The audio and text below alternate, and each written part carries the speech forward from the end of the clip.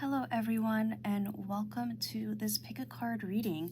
So what we are going to be taking a look at today are important messages from your spirit guides and your spiritual team. You know, any advice, guidance, and just additional messages that they want to get through, anything they want you to know, anything they want you to hear. I just gave them the full freedom to send out whatever messages they would like to view. So the piles today, as you can probably see by the video length, were a bit longer than usual. There were a lot of messages that came out, and and there were a lot of heavy things that came out as well. Just difficult things that may be hard to hear, or just a lot of you seem to be going through some sort of difficult situation. So, you know, get a drink, get a snack, get comfortable. Watch each pile, or watch your pile at your own pace, and pause whenever you need to. But we have four piles for you here today. I have pile number 1, pile number 2, pile number 3, and pile number 4. So go ahead and take a few deep breaths. Clear your mind as much as you can. Ask your spirit guides to direct you to the pile or piles that have the messages that they would like to give to you, and really choose whichever pile or piles you feel most drawn to. Really try not to overthink it. If you find yourself getting frustrated or confused, you don't know which pile to choose, just pause the video, take close your eyes, take a few deep breaths, and come back and look at it again. And it will usually be the pile that first catches your attention, or that you just can't take your eyes off of. And it's more than okay to feel drawn to more than one pile. That just means there's other messages for you in those piles. But I'm going to give you a few moments now to choose your pile. Once you have chosen, I do have timestamps in the description box below, so you can just jump straight into it, but I'll give you a few moments now and then we can get started.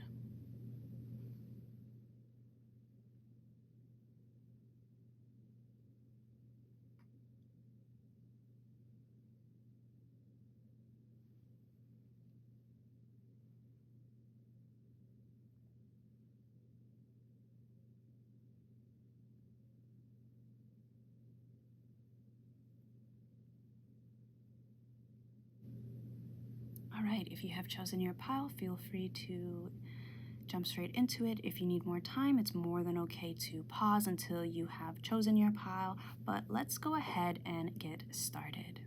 Hello pile 1, and welcome to your pick a card reading, where we will be taking a look at any important messages your spirit guides would like to give you right now. Anything you need to know, anything you need to hear, and just additional guidance and advice from them. So first, we will be going through your tarot cards here, and then I will pull some additional oracle cards, and then we do have the bingo divination today, as well as some various song cards as well, to give you messages, any messages that would like to come up through those songs. So let's go ahead and get started with your tarot here. So you guys have, okay, the 5 of Pentacles upright, the 4 of Cups upright, and then Death in reverse here. So let me just go ahead and get them situated.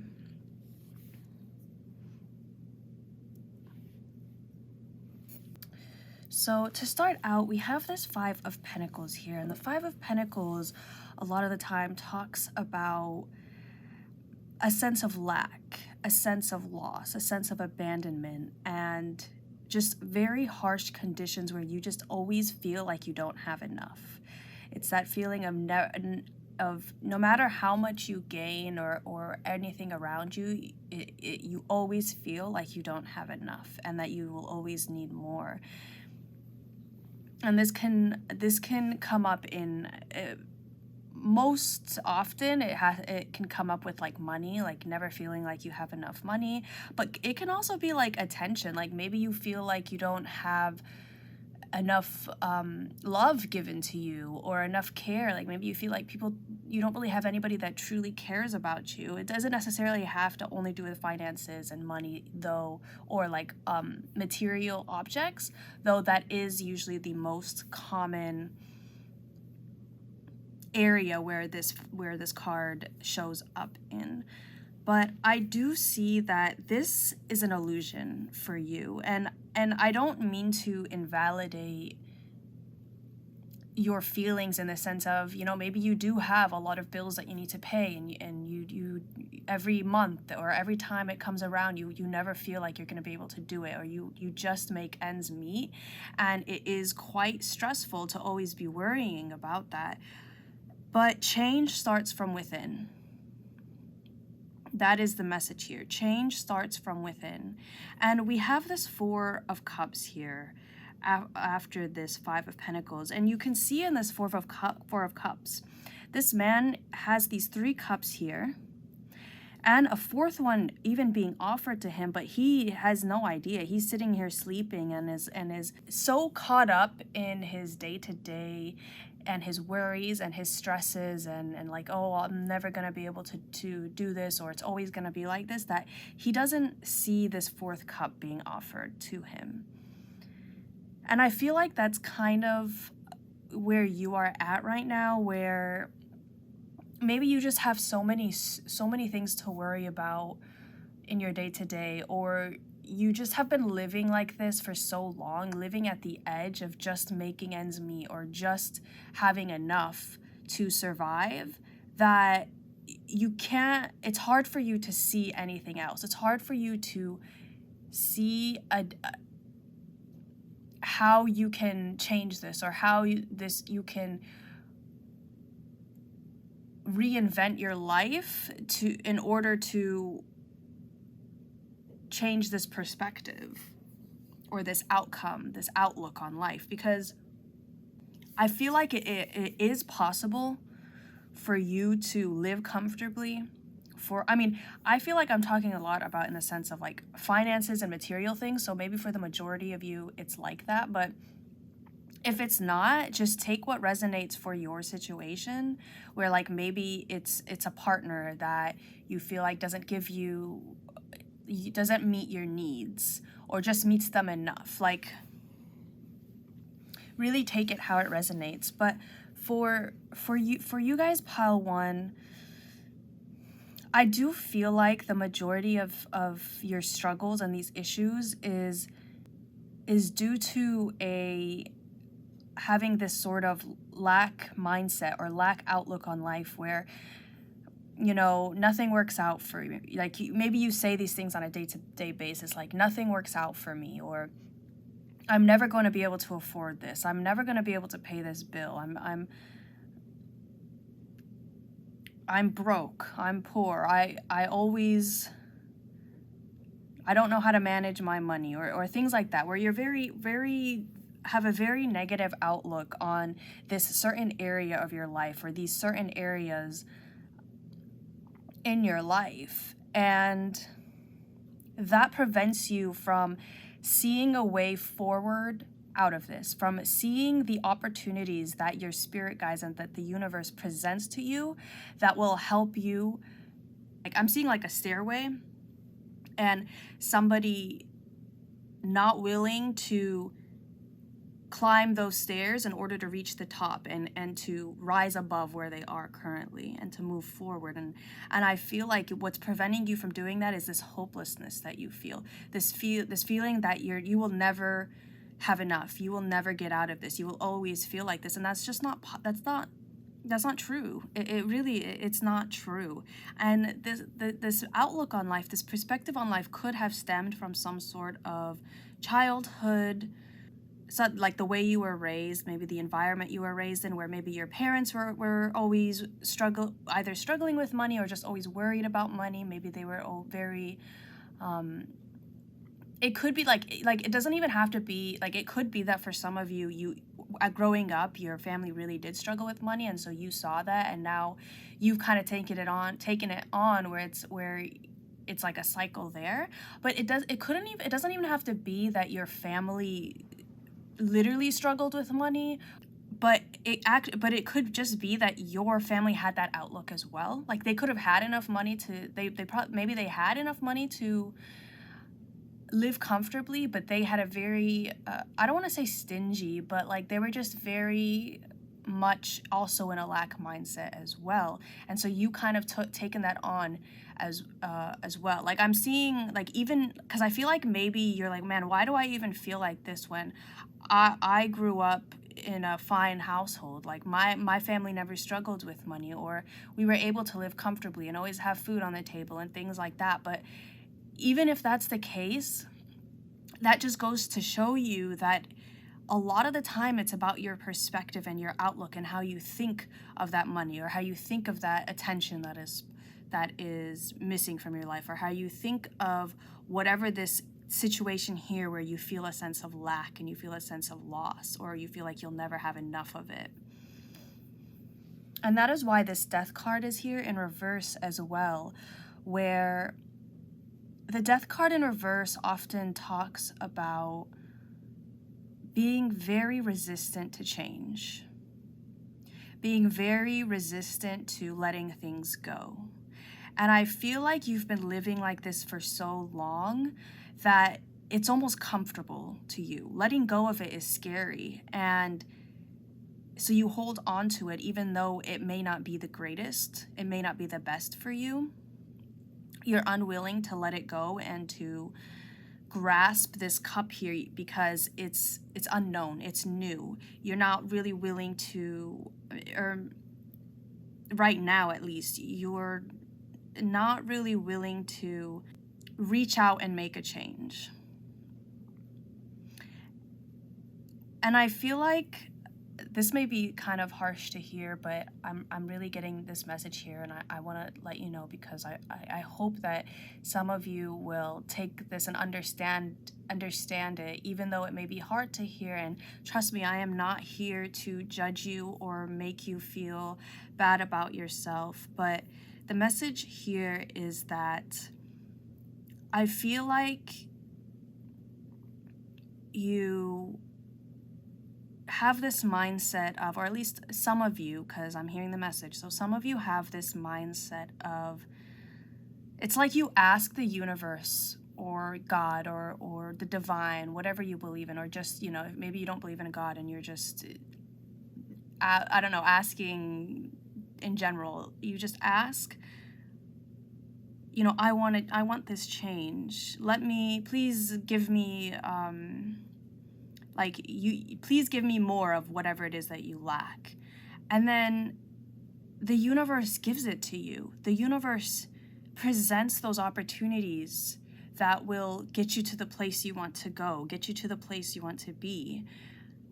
And you brush it off. You ignore it. I don't know if it's out of fear of leaving this place or stubbornness, or maybe you just feel like everything should come to you and you don't want to put in the work and effort to make that change. Like I feel like on a surface level, like a logical level, that this is not, that these thoughts and this outlook you have is not right. And maybe you listen to a lot of these types of videos, or just people telling you hey, this is how you can change this. It starts from, and you just constantly hear these things where it starts from your perspective, it starts from changing your inner world, and then your outer world will be changed, and what you put out into the world, that is what you get back. So if you're putting out these negative thoughts, these thoughts of I don't have enough, I'll never have enough, then that is what's gonna, you're never gonna have enough. That's what's coming back to you. It's like you understand these, but you're not quite at the level to actually fully integrate it into your life. And that is kind of what you're struggling with right now.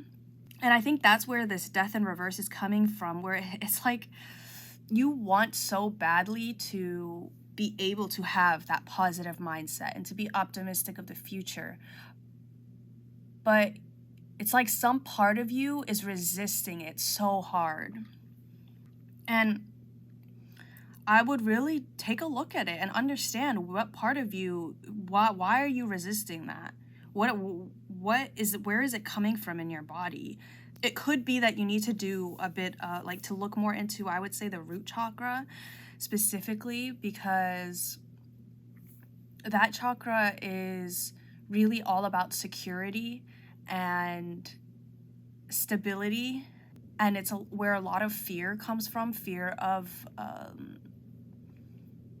like not having control and things like that. So that might be something you want to take a look at more, because you may have some energetic blockages there. But I really feel like you like, it's like I said, like you understand the work that needs to be done in order to get out of this lack mindset that you have, but you haven't actually like taken the steps to do that work. Or if you have, it's like very hard for you to be consistent in it, and you always find yourself just going back to those thoughts. And maybe you feel a bit of frustration there, and almost like you want to give up on this, because you're like, wow, it works for everybody, but it doesn't seem to be working for me. And that is because I feel like you're way too hard on yourself. It's like, I'm getting the sense of, it's like you try it. It's like when somebody wants to start working out or eating healthy. And so actually I'm getting two messages with this. So the first example I have is, say it's like when somebody wants to start working out. So they go to the gym, or they do a home workout for an hour or for a few days, and then they go on the scale or they look at their body and it's like, wow, nothing happened. And it's kind of that impatience. It's having unrealistic expectations. That's what it is. I feel like when it comes to things like this, changing your life, and maybe you read a lot of books where it's like how to get rich, or how to become a better you, like self-help books like that. I feel like maybe you have unrealistic expectations, and it's that sense of like, this isn't going to happen overnight. This takes literally months, if and more realistically years, to really understand it and practice it on a day-to-day basis. And it takes a lot of effort. It takes a lot of dedication and drive to be able to master these concepts. So like, you're not gonna be able to change your life overnight. But you can but every step you take, every day where you wake up and you say, I'm going to have a good day, or I'm going to practice these 3 things that will help me better myself and where I am right now, that builds up. And so it's all about taking those baby steps, because I feel like the other message I was getting here as well was where maybe you place a lot like after, like say you want to begin waking up early. And so I feel like you take it to the extreme, and it's kind of hard to keep up with extremes like that when you're not necessarily used to it, and especially when you don't see results right away. So like things like changing your diet, or coming up with a workout routine, or waking up early. It's like, for instance, say you want to start waking up early and you want to have a very productive and healthy morning routine. Instead, what you would do is like, okay, say you wake up at 10 normally, you're like, okay, now I'm gonna set my alarm to 6 a.m. and I'm gonna wake up at 6 a.m. every day, and things like that. And it's not sustainable. It would be better if you were to take baby steps here. So if, say, your normal wake up time is 10, then for a couple of days, wake up at 9:45.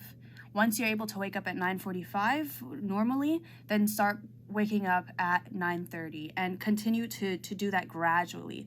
I feel like what would be best for you is a gradual change rather than some extreme change overnight, because it's really not sustainable for you. It may work for other people, but for you, I feel like it's best that if you were to have a gradual change. So say you want to start meditating, then rather than saying, okay, I'm going to meditate an hour every day, say, okay, I'm going to meditate 5 minutes this morning. And then the next day, okay, I'm going to meditate 10 minutes, and then continue to increase the time until you hit that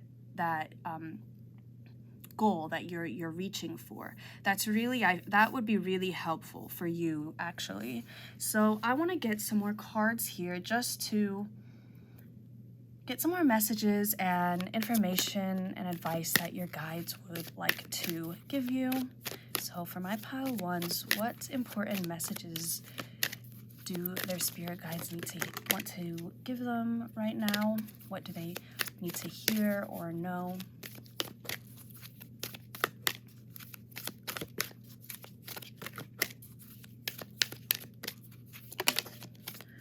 Yeah, okay. So we have here yin with the number 2.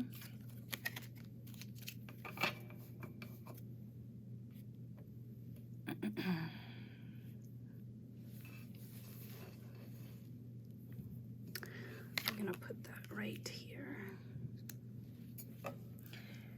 And so yin is all about that feminine energy, and yeah, I feel like it kind of coincides with what I was saying about the baby steps, where maybe you're the type of person where you get really excited, you get really motivated for something, and then after a few days that motivation kind of dies down and you stop working on whatever it is. So maybe you have like a lot of unfinished projects or a lot of things that you want to do or improve, but after a few days of working on it, you kind of just give up and lose motivation.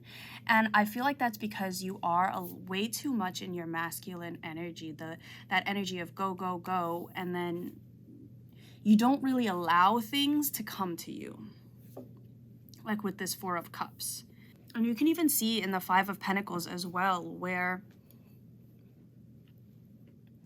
these 2 people are very haggard looking. They're very, like, they're injured, and they look like they've traveled a lot with almost nothing to their name. And they don't see these 5 of Pentacles behind them. And traditionally, this is like a church offering sanctuary and security. And they don't see it. They walk right past it. And it's like,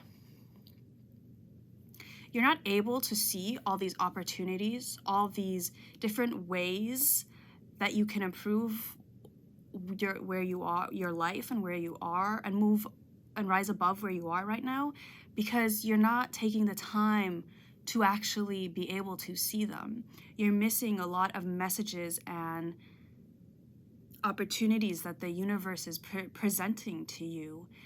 So it is very important for you to be able to find a quiet place, find some sort of solitude and comfort in order to reconnect back to your soul and your heart space, and to be able to see these opportunities, to be able to discern the messages that are being sent to you and accept them and be open to it. Because even if you're able to see these messages, maybe you just, I don't know, you ignore them or you second guess them because you're not currently in a space to embrace that yin energy within you. And so that's what is very important for you right now. Yeah, it's almost like it's I was picking up on this before a bit, where it's almost like you send your request out to the universe, but then you don't trust the universe to give it to you, and you're always worrying about it, and you're always like, it's never gonna come. And so, it's never going to come in that case, like, because that's just how the law of attraction works, and so I feel like you've lost a lot of faith in not only the universe, but yourself. And you're just in this place where you feel like nothing works out for you. And and that everything is just hopeless and boring and unmotivating. It's like you've lost your love of life, I feel like. And I understand that feeling. I really understand it. And I'm sorry that this is something that you are dealing with right now. But if you want to make those changes, if you want to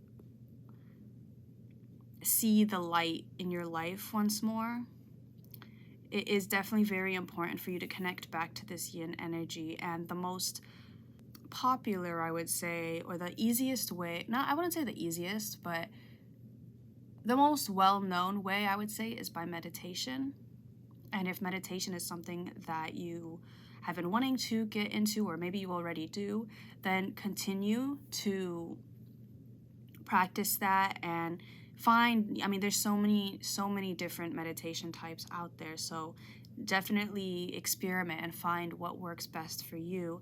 It doesn't have to be meditation though. Maybe you would rather journal or take a walk out in nature or just around your city, or any activity that allows you to let go of your worries and release this need for control will definitely be very beneficial to you right now. But let's go ahead and get another card here.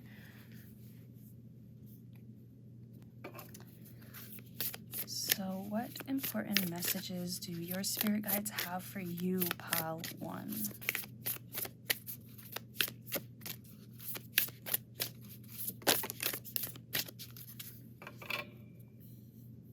Okay, we have here Anna, grandmother of Jesus. Seeding the light, laying foundations, divine plan.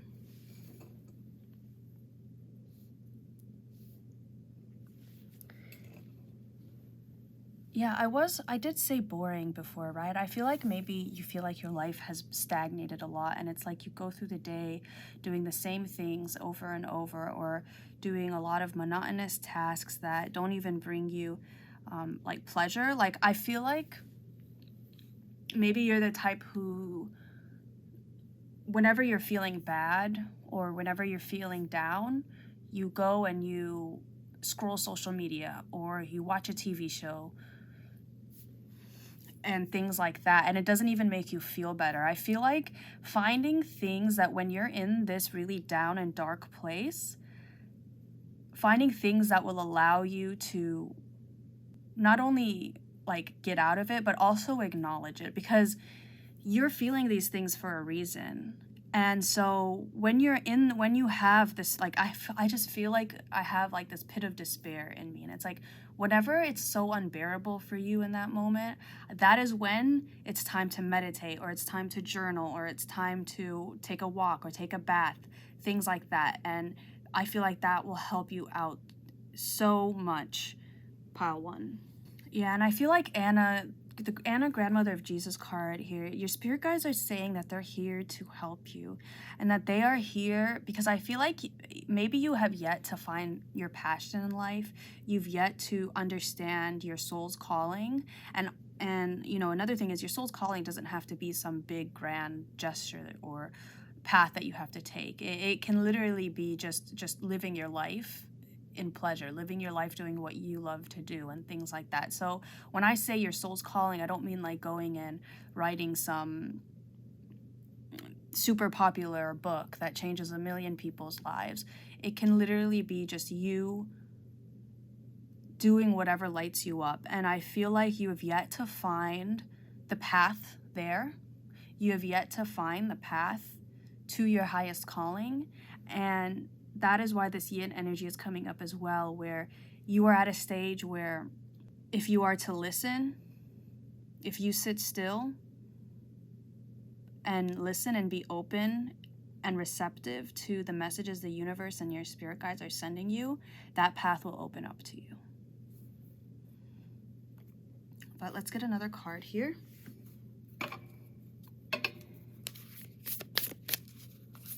And I would say the best way to do this is to find and do as much as you can whatever makes you happy. So if you're somebody who baking, if baking makes you like super happy and you love to bake, go ahead and do that. Or if you are somebody who likes to, I don't know, create furniture out of wood, then go ahead and do that. Or draw, or garden even. Whatever lights you up in that way, whatever gives you that spark back, gives you that I don't know I don't know why I'm getting this, but like that tingling feeling like in your torso, in your chest, that just gives you so much excitement and joy. Really hone into that, because that is what is going to allow you to find that path towards your highest calling. Okay, so wow, look at that. We have here the cosmic heart. Devotion, potency, make your life a moving prayer. And I actually feel called to read that from the book.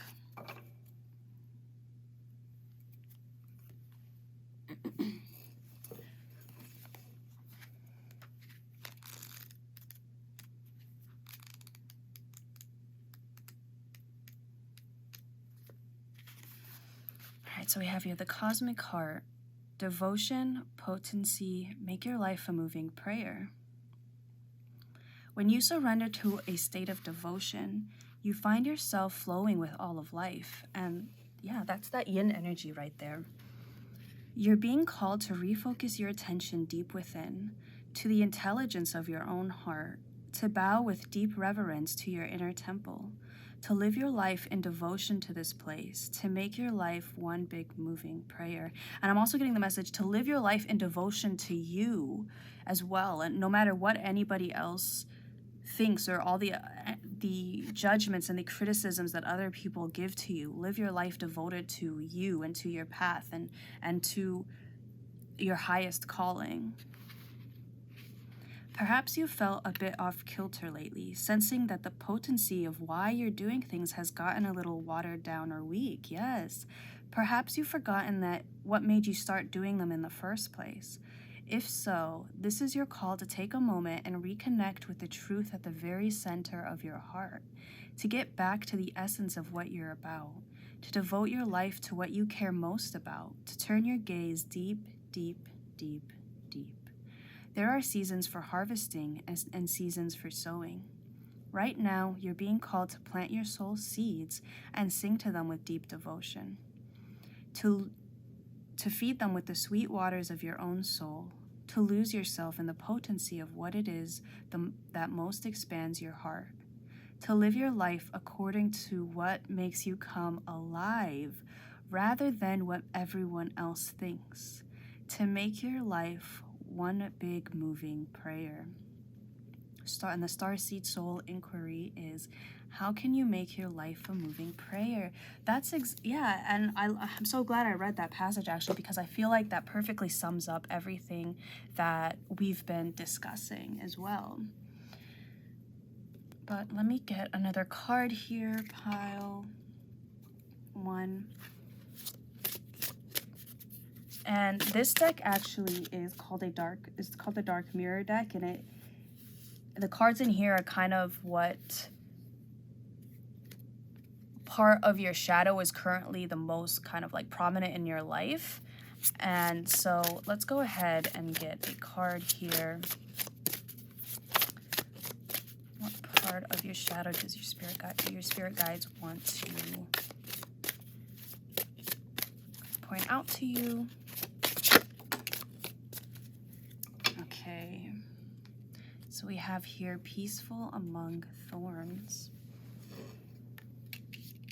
And yeah, like once you begin to really listen to your heart and your soul and really make decisions from them and balance your logical, rational side with your heart, so balance your mind and your heart, that is when you're going to be able to remain peaceful among thorns and really be true to yourself and trust yourself no matter what your external circumstances may be. And you can even see the figure on this card is meditating as well. He's at a meditative position. So if meditation is something you've been thinking about, or you just want to try it, I would definitely give it a try. And like I said, you don't have to meditate an hour every day to see a difference. You can meditate 5 minutes every day, and that will be extremely helpful. Or if you're not somebody who wants to just sit down and close your eyes and try to clear your mind or focus on your breathing and stuff, you can meditate while walking. You can do a bit of active meditation is what the term officially is, I'm pretty sure. So meditate while walking. Or I know these days, like, there's even like guided meditations for journaling and things like that. So definitely give those a try if that's something you feel called to do. And I actually have a video that I posted a while back that I did a pick a card reading on messages from your soul and what are the best activities for you specifically to better connect to your soul. So if that is something that interests you, definitely check it out. But another thing this Peaceful Among Thorns card talks about is interesting because I feel like this is the state that you were in,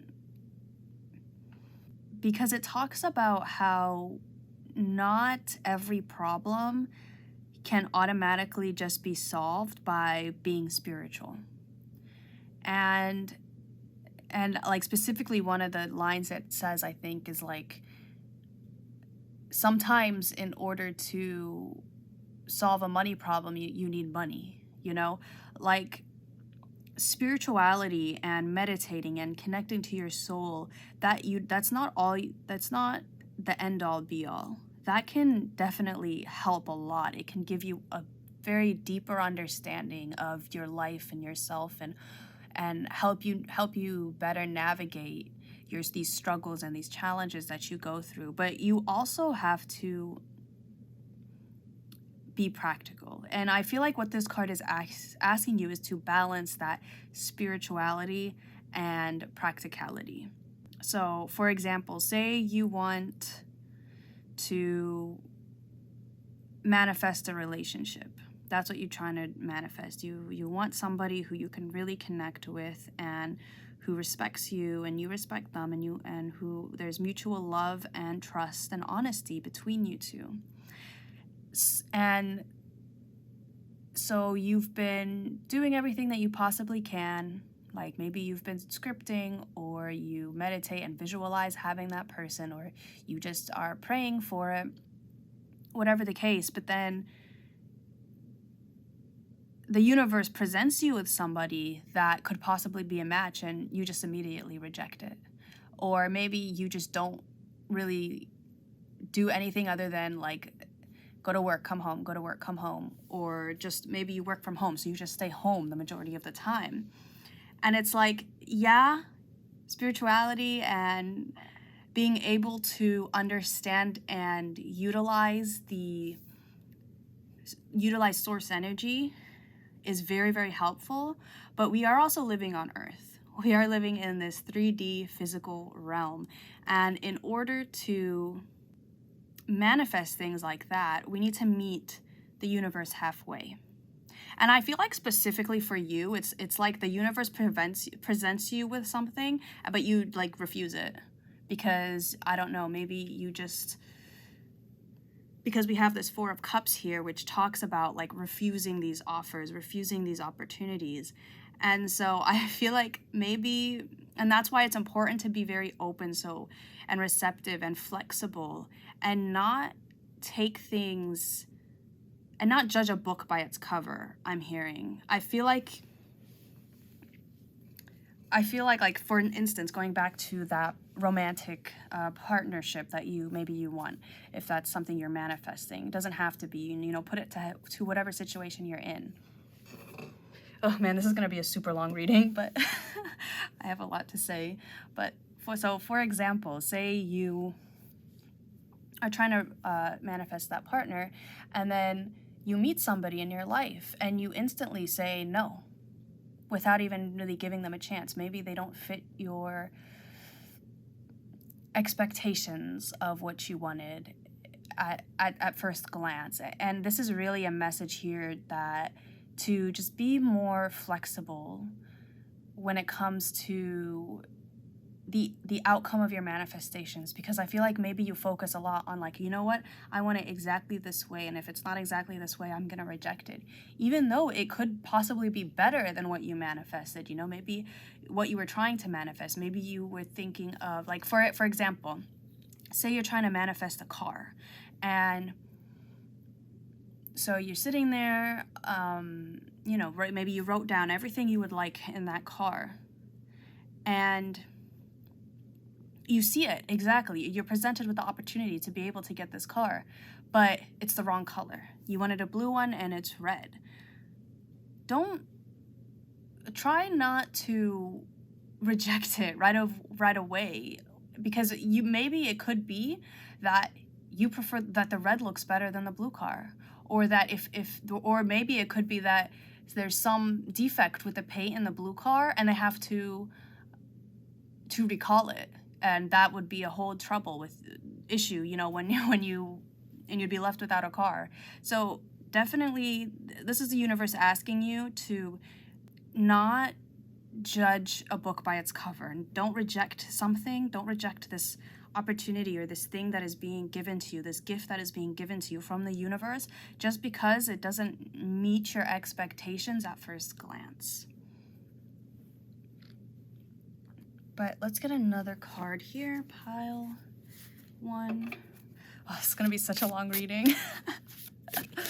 But we have a lot of oracle cards here, and then there's just a lot of messages coming through with this pile and probably the next piles. But let's go ahead and see what additional messages your spirit guides have for you. So we have here Vanth, caretaker of the lost. Look at that. Respite, assistance, memory. Yeah, you're definitely being assisted here. So it's important for you not to reject that assistance. Let me see if I can put this here.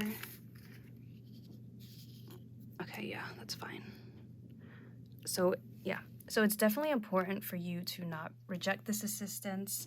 And the funny thing about this card is it correlates to exactly what we were discussing before, where you put this manifestation out into the universe and then you don't trust that it's going to come to you.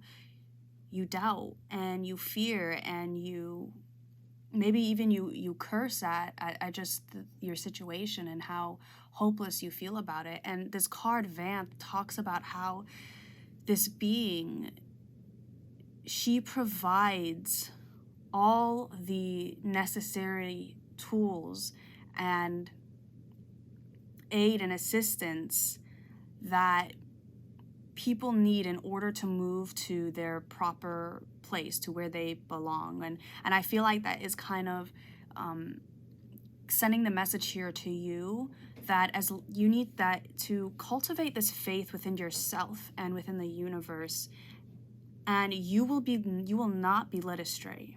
You will not be led astray. You need to release control. You need to let go of these reins and allow the universe to flow with you, and to make decisions and take inspired action from your heart and from your soul, because that is how you will manifest these things or this life that you would like to have. Or even just the feeling, like maybe you just want to feel financially free, and this is the route to get there.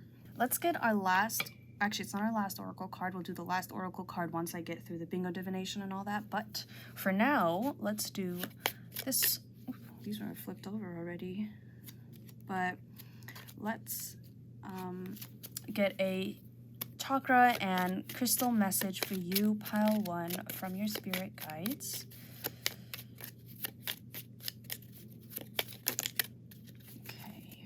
So we have here the crown chakra with blue lace agate. And look at that, we have divinity. Recognize the divine in the mirror. And that's a message here to say that you have source energy within you. You have divine energy within you. Okay, you have the power. I know this is something that Abraham Hicks always says. And if you don't know who they are very popular and well-known speaker on manifestation and law of attraction. So, and what she says is,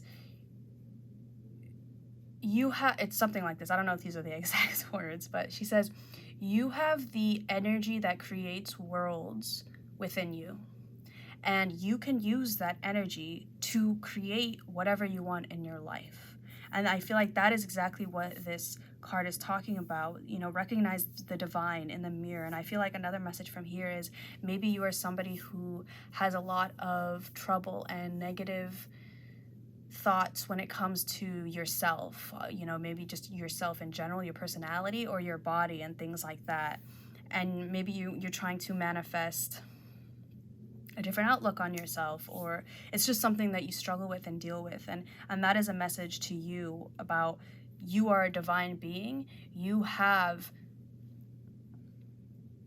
the source energy within you. So how can you possibly, okay, source energy is perfection, it's creation, it's divinity. How could you look at you, a divine being, and call yourself those ugly names, or criticize yourself in that way, judge yourself in that way?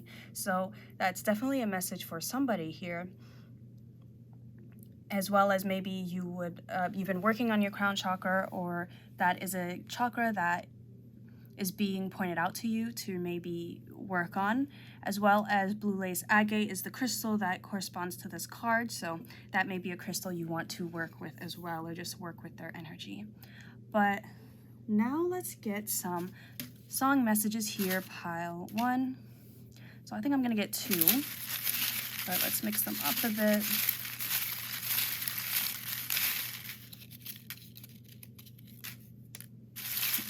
More. My eyes are closed, by the way. Okay. So for this one, we have here, if I can open it. Okay. Look at that. We have Backbone by, Drolo. I don't know if that's how you pronounce it, and Nev. And we also have the sacral chakra here, and strength and things like that. So the sacral chakra might be another chakra you want to look into. And then here we have, we have Cardiac Arrest by Bad Sons. So for this song, Backbone, it talks about not really feeling like you're in control of your life, and feeling like you're falling behind from everybody. And I feel like that is something that you struggle with as well, and that is definitely an outlook thing. And it's hard to not compare yourself to other people. So it could be that you are one of those people who is on social media a lot, and you compare yourself to a lot of people on social media, or maybe just in your life, and it just makes you feel worse. So, and that does coincide with recognize the divine in the mirror. Like, recognize your own worth, recognize how valuable you are to be here right now. You wouldn't be here if you were not valuable, and you are here to do something. And I feel like you don't know what that is yet, and so you've kind of lost your purpose in life, and that is what your spirit guides are trying to help you gain. So it's very important that you find the time to connect back to yourself and to them, and to really start taking those steps towards finding that inner peace and that inner security that you crave. And then with Cardiac Arrest by Bad Sons, that's interesting that this came out. This song is about, overall, maybe you want to listen to this and see if any lyrics pop out to you specifically. But this song, in general is about, sorry, I'm trying to get it to that. This song in general is about, being kind of in a new relationship with somebody and not knowing how much you want to invest in it. And, one of the lyrics is, I'll try my best, how much do I invest? And it's you don't want to invest too much effort and energy into this thing if it's not going to turn out. So So I would listen to this song and, you know, see if any lyrics really pop out to you in that regard. I'm actually going to put these here.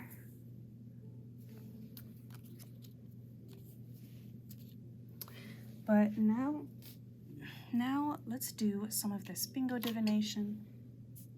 Pile 1. And if you are new to my channel, sorry, let me just make some room for this. If you are new to my channel, this is something I do every now and then, where I have this bingo cage here, and we'll get some balls here that have a number, and then whatever corresponds to that number will read from this sheet. And what I have here for you today are kind of like, there's 2 different books here that I kind of got some of my favorite quotes from, and so we'll see what comes out for you guys. So the 2 books are The War of Art by Stephen Pressfield and Light is the New Black by Rebecca Campbell.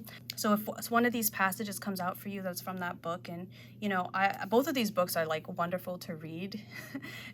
Really, like they're extremely helpful, extremely good advice and kind of insight into different things. So I would definitely check them out if that's something that you would like to do. But let's go ahead and get some of these messages.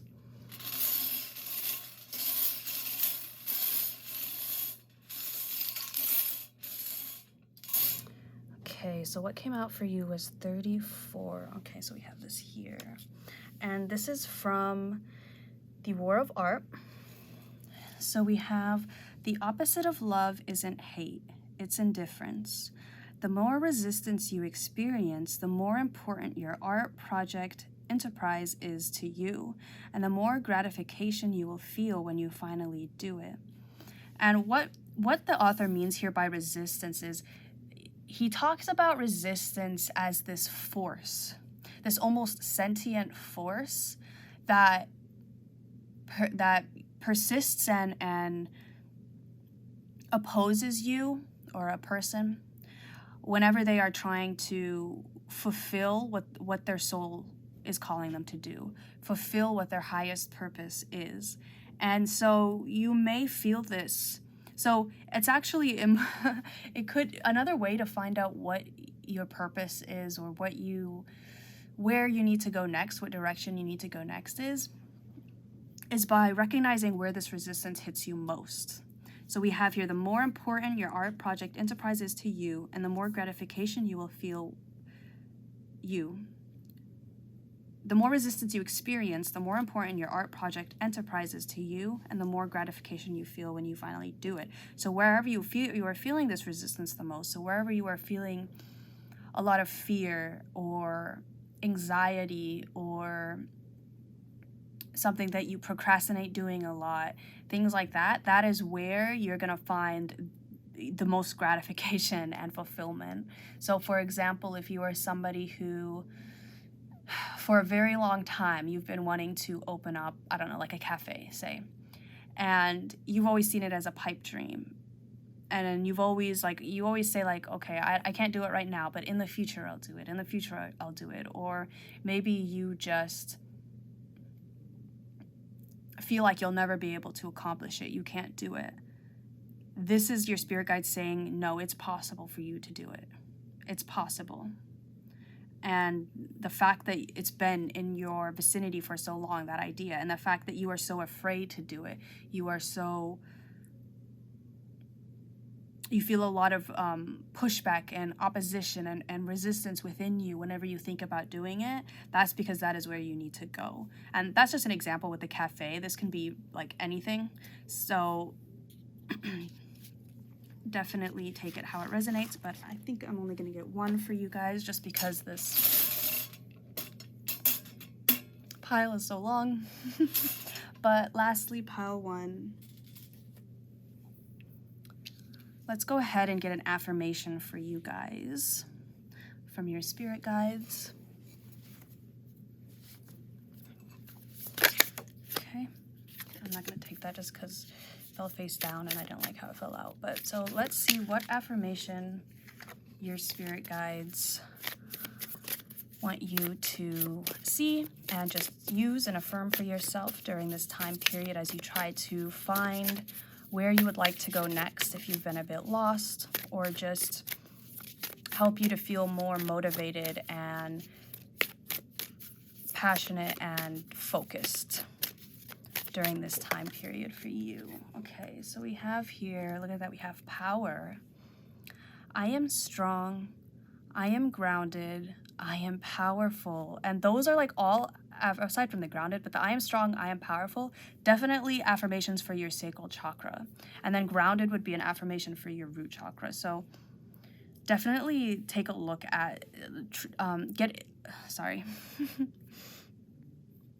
definitely work on the chakras that we talked about if that is something that resonates with you. But we also have here, I am like a cross between a dinosaur and a tank, but not a tank that is used for war.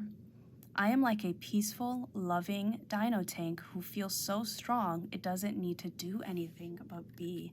And do you see how, like, all your oracle cards, aside from these, which are just very dark oracle cards, they're all pink.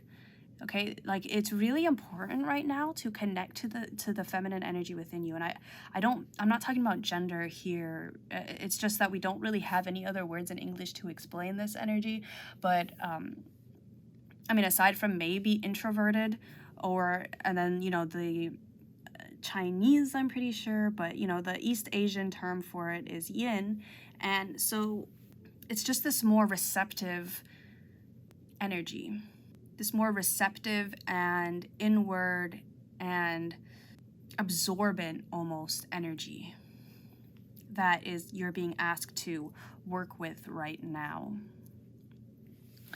But that is all I am seeing for you here today, Pile 1. Thank you so much for watching, and thank you to your spirit guides for joining us here today and helping to deliver these messages that you most needed to hear right now. I hope you are having a wonderful January, and I'll see you in the next video. Hello, Pile 2, and welcome to your reading. So we are going to be taking a look at any important messages, guidance, advice that your spirit guides would like to give to you right now. And I have your tarot cards here. And once we lay them out and get through them, I have additional oracle cards, as well as we'll be doing some bingo divination and some song cards as well that I have here. And before we even get started into your tarot, I do want to say that before I was shuffling, all of a sudden the song How Could You Do This to Me by Maggie Linderman and Kellen Quinn just suddenly popped into my head. So I gave it a listen, and the lyrics that stood out the most to me were, well, I'll give you an overview of the song. It's kind of like being like really attached to somebody, even though it's kind of not the best relationship, but it's like you can't let go of them. And the lyrics that stood out to me the most were, you're in too deep because your heart's attached. You know this won't last.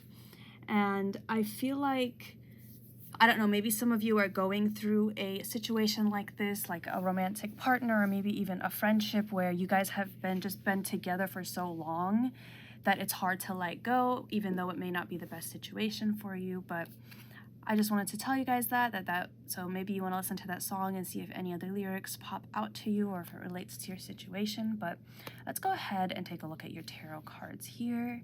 So we have for you, okay, the King of Cups in reverse, the Six of Cups in reverse, and the Hierophant in reverse. Okay, this actually kind of relates to the song that I was hearing.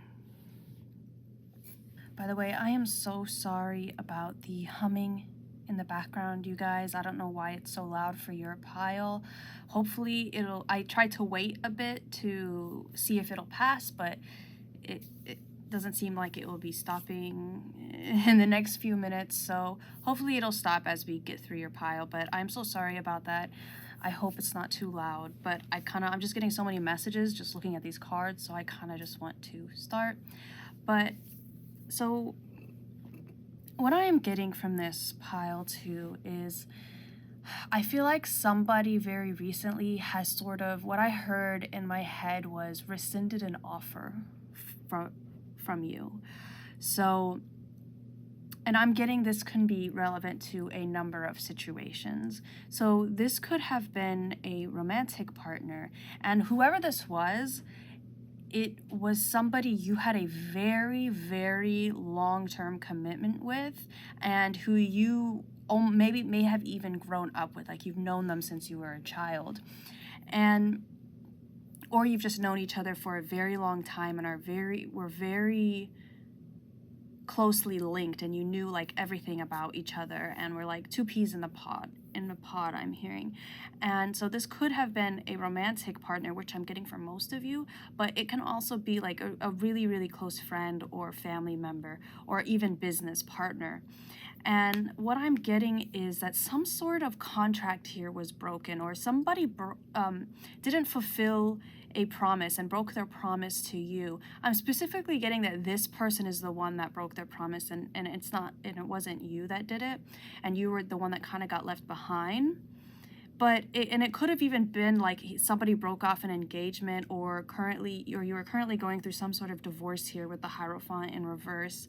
But for all of you, it's like somebody who you thought you were gonna have a connection with for the rest of your life, or somebody that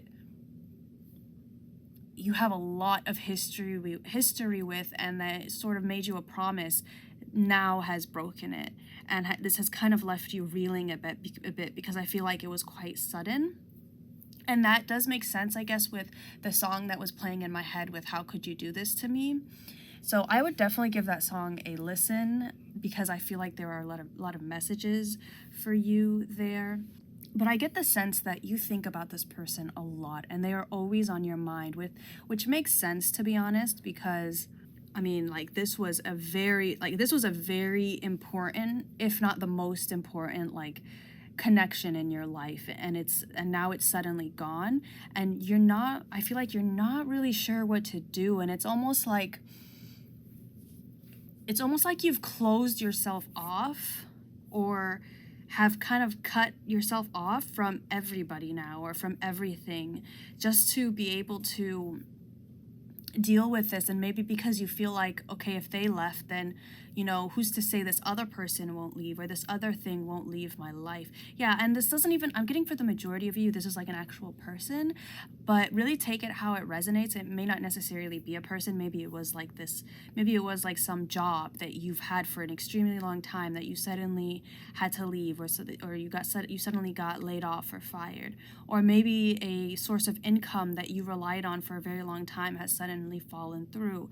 It's some sort of very long-standing contracts or promise or thing that was connected to you, that connection has suddenly been severed.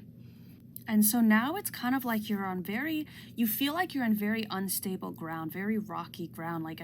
I mean, we have 3 reversals here. Like, there is, I feel like, a lot going underneath the surface, working behind the scenes for you that you're not necessarily privy to. I feel like you don't really have all the information yet, and you're kind of stumbling in the dark, I guess, without this security line to reel you back in, or to give you that comfort and peace. And I feel like one of the things that your spirit guides, like, first of all, just know that you are definitely being helped and supported on the other side. Just you may feel very alone right now, or like unstable, unsteady because of what has recently happened, but you're definitely being, like, your spirit guides are definitely here to help you out. And I feel like you're meant to find this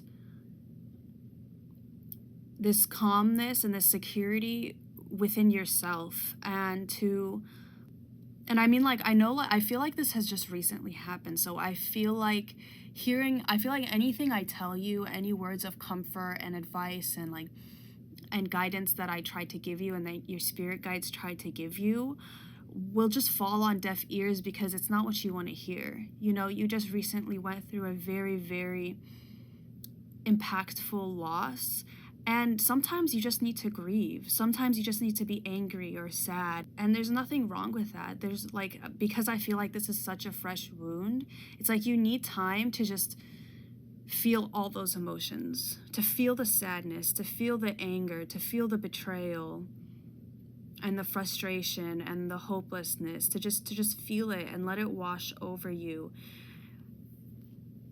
Because that is how you are going to move past this. And like, I'm sitting here trying to hear what your spirit guides are telling me and just trying to think of like anything I could possibly say to help you get through this. Like, will only be temporary. This is going to help you be more independent in the future. This is going to bring, this happened for a reason. You're going to learn a lot of lessons from this. That's the truth, but I feel like it's not necessarily what you want to hear right now, and it's not what you need to hear right now. What you need to hear right now is that it's okay to grieve. It's okay to, eat a tub of ice cream and watch a comforting TV series while you get through this. It's okay to, cry, be on the verge of tears the entire day, because this is a very hard time for you, and that's what it is. It's time. Right now, you need time. Time is what is going to help heal this. I mean, there's going to come a point where you are going to wake up one day and you're going to be like, okay, I'm ready to begin again. I'm ready to start my life again. It's okay to kind of put some things on pause while you deal with this and while you try to reorient yourself and learn how to live without this person or this thing, this security that was once in your life. I feel like that's the main message for your reading here, is that it's okay to be sad. It's okay to be hurt. And I feel like maybe you want somebody to tell you what you should do, and you want somebody to tell you what your next move will be, because I feel like maybe this person did that for you. This person fulfilled that role for you, and now that they're gone, you're lost. You don't know what to do. And I feel like what is being asked of you is to just allow yourself to feel those emotions and allow yourself to grieve as you go through this, and to take care of yourself. And, if you need more sleep, sleep more. If you need to take a few days off from work or from school and you're able to, then go ahead and do that. If you want to spend your nights binge watching a TV show that makes you feel better, go ahead and do this. I mean, I feel like the only warning I have is to be wary of of unhealthy ways of grieving, basically. So like, indulging too much in extracurricular substances, or going out and partying and searching for physical comfort that you've lost, like from strangers or things like that. Like, definitely be wary of that. And as well as if there's anybody that you're very close to, any family members or people that you can seek comfort from, then go ahead and do that as well. But I don't know, for a majority of you, I'm just seeing like that some person just alone in their apartment at night and just feeling horrible. And it's like, it's going to take time. It's definitely going to take time, but this will definitely pass. But let's go ahead and get some more cards here for you guys, for my pile twos, on what messages your spirit guides would like to relay to you right now. Okay, look at that. We have happy, happy here. And we also have this time to go underneath that. So for some of you, I was feeling before like this was like a fresh wound. For some of you, maybe it's not. Maybe it's something that happened in the past and that you're now getting over. Whatever the case, this is definitely in your future, okay? This happy, happy card. This is such an amazing card to get. And it just talks about, yeah, you know what? One of the things that is being asked of you to help you in this healing process is to really embrace and experience, and I'm trying to think of the term, like make the most out of those moments and those things that bring you comfort and happiness. So maybe that's a cup of coffee or a cup of tea and like your favorite book, or maybe it's your favorite TV series, or maybe you have some sort of pet like a cat or a dog, or a animal companion that makes you feel very comforted. Or maybe it's a person that you love spending time with, or watering your plants, gardening, some activity or person or object that really brings you comfort and happiness. Like really indulge in that right now and make the most out of it, because that's gonna really help you find that you can be happy and you can move on with your life without this thing that you have lost, and that it's possible for you. I'm actually going to move this over here. Another thing, pile 2, maybe for some of you this isn't necessarily a person, but you have just been feeling so down and in the dumps for a very long time, and now you're kind of getting out of it. Now you're learning that happiness is a choice, and that life is always going to be full of ups and downs, and it's really what you make of it. So I'll give you, I'm getting this example now, I don't know why, but it's like, say like there's two types, like say you're drinking a cup of coffee and maybe it's not exactly how you would like it. Maybe it's too bitter, or maybe it's too sweet, or maybe it's too hot, maybe it's too cold. One person will just be satisfied that they can have that experience of drinking that coffee. And even maybe it may not be perfect, but it's still comforting to them, and it still tastes good. They still enjoy it.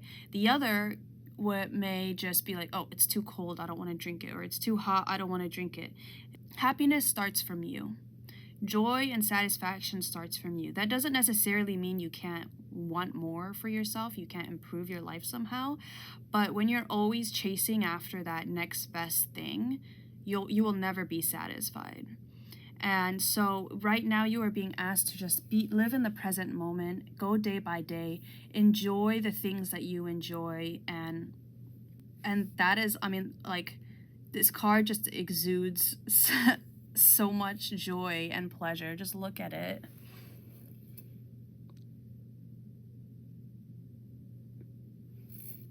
I'm also noticing this rainbow here, so I don't know if rainbows are significant to you in some way. But let's go ahead and get another card here, pile 2.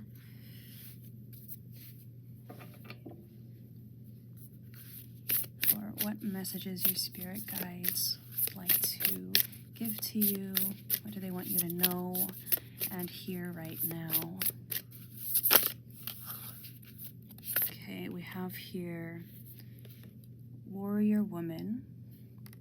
Have you answered your deepest calling? And look at that, on the back of the deck we have the ever unfolding rose, cracked open. It's happening for you, not to you. So if this is something that happened a while ago, then I feel like this kind of pushed you to answer that deepest calling. And if this is something that's happening now, then what you are currently going through, it's not happening to you, it's happening for you, and it's going to push you into this place that you will have this happiness and you will be able to answer this deepest calling. I feel like it's like some truth has come out, and even though this person or this thing was not the best I feel like this person or this thing, like, I'm sorry to say, you may not believe me, but this person or this thing that you've now been cut off from, it was not for you. And it was kind of like what I'm hearing is it was kind of holding you back in a way, holding you back from this happiness and from being able to answer that that call within you. So I don't know why I'm hearing this in my head, but I heard that this thing was preventing you from going against the grain, because like the Hierophant in reverse talks about, can sometimes talk about going against the grain and going against the traditional and just going your own way, following your own self and being true to yourself without all the expectations and boxes that society likes to place you in. And I feel like whatever this was preventing you from going your own way. And now that you're free of it, like this was divine. I'm hearing this happened. Like, you may not like to hear it right now as I keep repeating, because if this is like a fresh wound, that's not what you want to hear, I guess. So maybe listen to this reading and then come back when maybe you want to come back like a few months from now and rewatch it or something and hear the messages. But you are watching it right now for a reason, and maybe you'll need to hear it a few more times before you're able to really understand it and see for yourself why you had to go through the situation. But I feel like that this was really like divine intervention that happened for you, that made this, whatever this thing was, that cut you off from it, so you can see the truth, and you can see the truth of your situation. Somehow this sword right here is reminding me of some sort of truth coming out, some sort of clarity or information, secret that came out that really rattled you. And like, I'm just thinking of this, all I'm seeing in my head is this sword kind of cutting some kind of cord, and like forcing you away from this person or this thing, because I feel like you are meant to go in a different direction. And a lot of what this card talks about, pile 2, is actually, it's like paving your own path and having the courage to live from your heart and your soul, rather than following traditional expectations that are placed upon you. So maybe you, like, I'm getting like the message of maybe you came out to your family in some way. So maybe like you want to go, they want you to study a certain like have a certain major in college, like medicine or engineering or something like that, and you refused, and maybe they cut you off in some way, like financially or from the house. Maybe you are not necessarily heterosexual, so maybe you came out to them about your preference for a romantic partner or about your gender, and they are not very supportive, and so now you've kind of been cut off from that in some way. But your spirit guides are here to say, if that's the case, and just, in general, your spirit guides are here to say that you will be supported in this. And living true to who you are, not being afraid to express yourself, even if others may criticize you or judge you, it takes great courage to do that. And there is definitely a lot of fear that is involved here. So it could be that you haven't done this, but it's something that really it could be that you are afraid that if you come out to somebody, you reveal some sort of secret about yourself or some sort of information about yourself or what you want to do in life, that you are going to be cut off from them. And Spirit is here to say that even if that is the case, that those people aren't who you want on this journey. And sometimes those people are going to have to be left behind in order for you to express your true self and open up to your highest calling, your deepest calling here. And you have the strength to do it. You have the courage to do it. It's just all about facing those fears and thinking of those fears as opportunities to learn and to expand, and being able to overcome them and not allow them to control you or keep you hostage in this situation that is not right for you.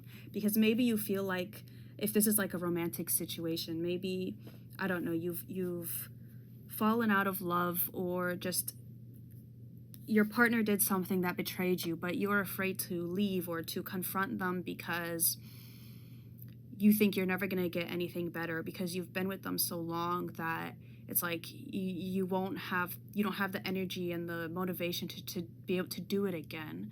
But just know that if there is any sort of toxic situation here, if there is some situation or person where you are afraid to be your true selves with them, then that is a problem. And that is what is being pointed out to you. And once you are able to express yourself fully, once you are able to be your true self here, to walk independently and know and trust and love yourself despite what society thinks of you, or despite what this other person or these people or this situation thinks of you, that is when you're going to be able to live this true happiness here. But let's get another card for any additional messages your spirit guides would like to give to you, let you know right now for my pile twos.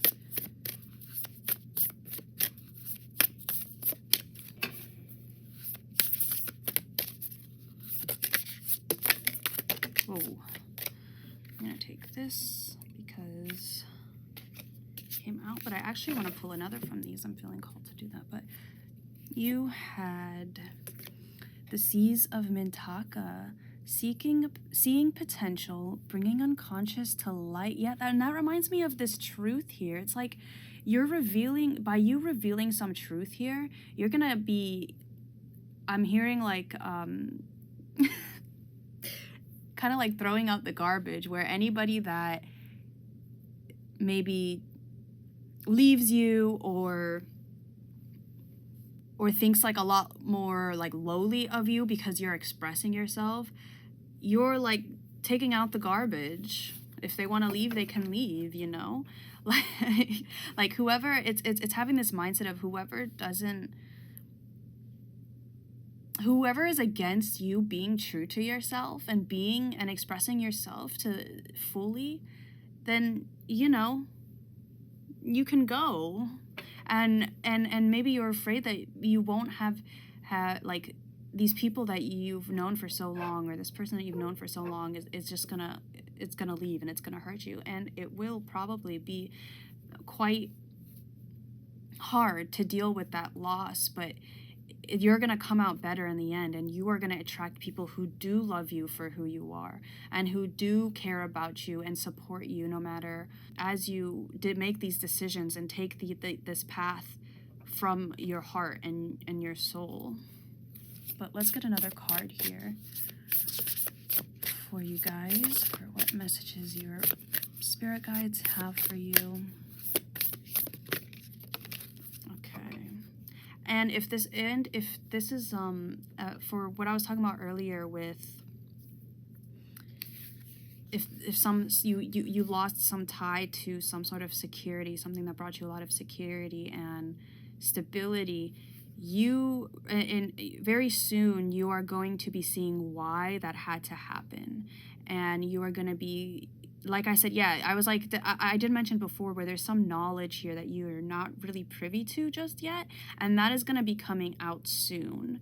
And you're really going to be, and it doesn't even mean like it could be somebody comes out and like says something that brings clarity. That's what it is. You're going to be getting clarity on this situation soon. And it could even just be like inner clarity, like suddenly you have some sort of realization or epiphany that kind of snaps you out of this. It just lets you understand why this happened and gives you the confidence to move forward and know that you can pick yourself back up again. But we have here star bathing, light body, crystal grid, transmission, activation. So maybe you want to maybe you want to, or you like to lay out at night and star bathe, or just look at the stars. Maybe you're very connected to the stars, and if that is true, then that will definitely help you out during this period. This card is just so pretty. Just look at that.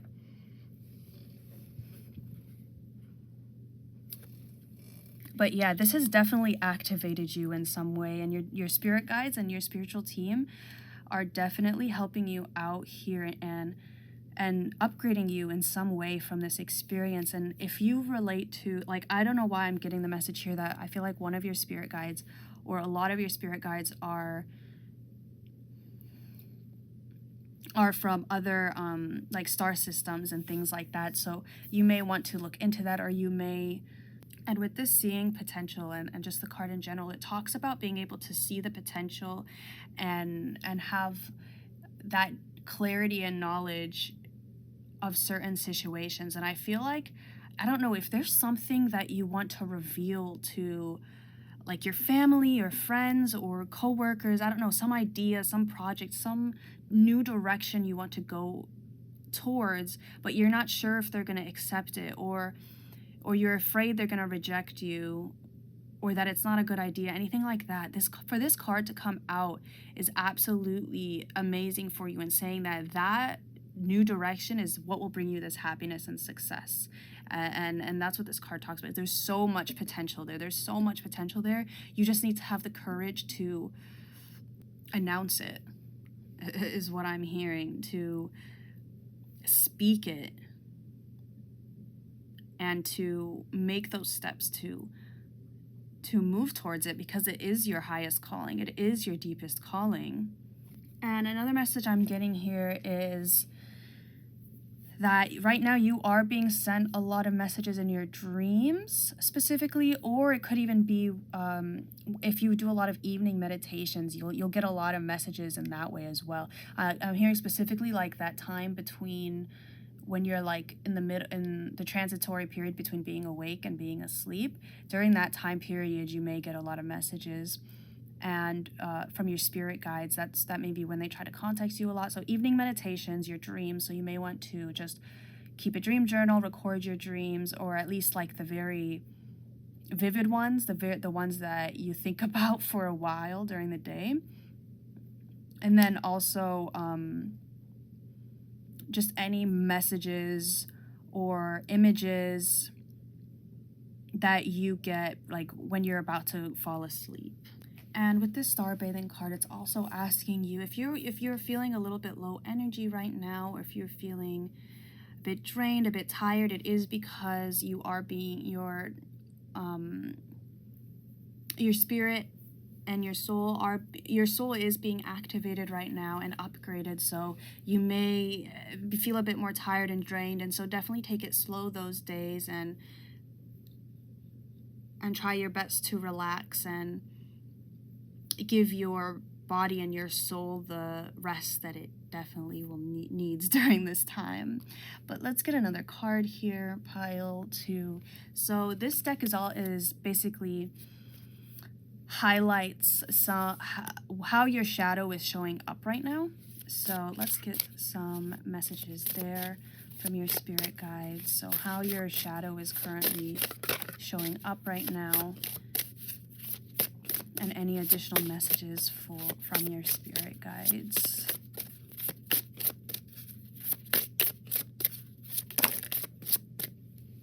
Okay, so we have here, wow, and we have the child that was meant to be on the bottom of the deck. So this could definitely be some sort of situation with your family, or like maybe as a child you had to hide who you really were. You had to conform to the expectations of the society you lived in, the culture you lived in, and just your parents and family and their expectations and what was socially acceptable, things like that. So that could be where all of this stems from. But we have here 16 with black flower fragrance, and then we also have the full moon here. This is each of these cards has like a phase of the moon that's associated with them, and this is the full moon. So this recent full moon in Cancer that just passed on January 6th may have been very important, and right now that may have been with where this change happened, or you've just been or just spiritually a lot has been happening in the background right there, and it's activated a lot for you. And this card is like, it's actually like perfect for you, and this Hierophant in reverse, because it kind of says like F you world, and it kind of says what it talks about is like how this world is not perfect, and it talks a lot about this anger towards the world. And I feel like you do have, maybe you have this anger because of what happened to you, or because of maybe you're angry because of the limitations and restrictions that society or this person or this situation, this the culture you grew up, something that was placed upon you. Maybe you feel like you were robbed of your childhood. Oh, because we have the Six of Cups in reverse here as well. Maybe you feel like you were robbed of your childhood in some way because, I don't know, maybe you grew up in a very strict household, either just generally strict, or maybe like religiously strict, or maybe you just had a lot of expectations placed upon you as a child, and you weren't really able to, you had to have a lot, you took on a lot of responsibility very early in childhood, and you had to mature very quickly. Or maybe you just were not able to be your true self when you were a child, because people, like maybe your parents or your siblings or just the people around you were like, no, you can't do that, or you can't be that way. So like maybe if you're a man, like maybe you liked playing with dolls, or you liked like, I don't know, more feminine girly things, and or like maybe you wanted to wear makeup or nail polish, and but you know, that's, in most places that's not really socially acceptable, so it wasn't given to you, you weren't allowed to do that. Or if you were a girl, maybe you wanted to do more boy stuff, or you just wanted, or maybe you wanted to you were just different from your family and from society, and so you weren't able to, but those differences weren't embraced. Or it doesn't even have, maybe it wasn't even as a child, maybe it was just in this relationship or this friendship, this friend group, maybe at work, you were just different somehow, and you weren't able to express it. And so the divine came in, and it cut you off from this so you can express this. Or it doesn't even have to be that, you were just now being guided to express yourself, that it's okay to express yourself. It's going to be scary. Of course it's going to be scary. You might lose some people that you once thought were your friends. You might, it will feel difficult at first, but you will feel so much better afterwards. And with this happy card to show up here as well. But let's get another card here. Pile 2. What additional messages your spirit guides would like to give to you.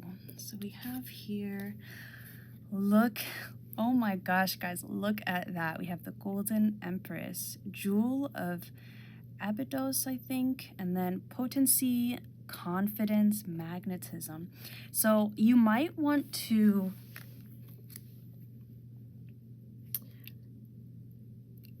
research more into your sacral chakra. Maybe you have been doing more work on your sacral chakra, and this activation could have been centered around your sacral chakra, not your sacral, I'm so sorry, your solar plexus chakra. But now that I say sacral, it could be sacral as well. But your solar plexus chakra, your spirit guides or a spirit guide has definitely been working on that with you, or maybe you didn't realize that and you realize that now. But definitely look more into that if that is something that resonates with you. And it's interesting because we have this Hierophant in reverse, which definitely talks about challenging very authoritative figures, challenging the status quo, and the people who make the rules, who have authority, and the laws and the doctrine and the strict social norms and social expectations. And the Golden Empress speaks about challenging those things, challenging that authority by being your best self, by being your true self, and having the confidence and the courage to do that. And by doing that with this magnetism, you will attract like-minded people, like-minded followers who will listen to you and who will help you in that mission, and just be there to support you and to love you for who you are and not for who you are expected to be, or some mask that you were forced to put on in order to remain safe and secure. But let's get a chakra and crystal message for you here. Pile 2. Okay, oh, well, the sacral chakra came out, so it definitely could be your sacral chakra as well that is being worked on. And your spirit guides are helping you to do that. So your sacral chakra and your solar plexus chakra, definitely take a look at, or, do a little more research and work on them if you would like to. So we have the sacral chakra with peach moonstone and fertility. Let your life burst forth from the seeds of creation. And I feel like,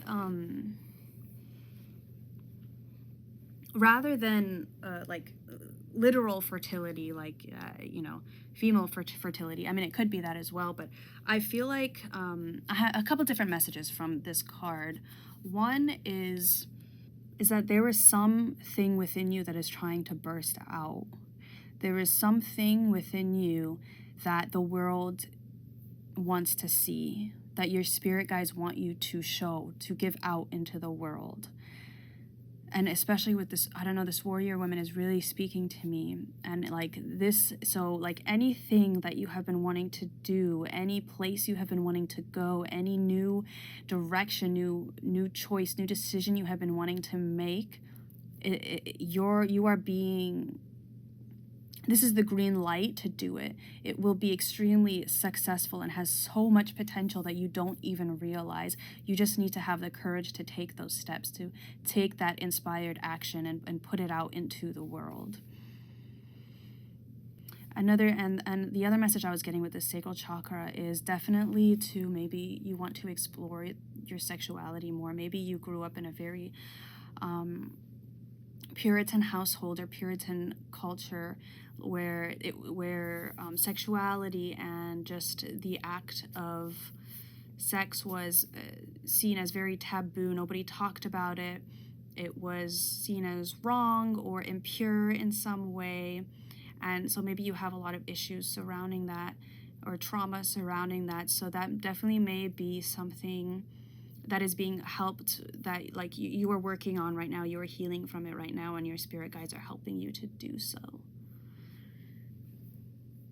And that is what working on your sacral chakra will definitely help with that, because the sacral chakra is all about that. It talks about creativity and things like that, but it also talks about sexuality and how we view and relate to our body, especially when it comes to our sexuality and things like that. But now I want to get some song cards for you guys here, pile 2. So let's see what additional messages your spirit guides want to give you through music, through these songs.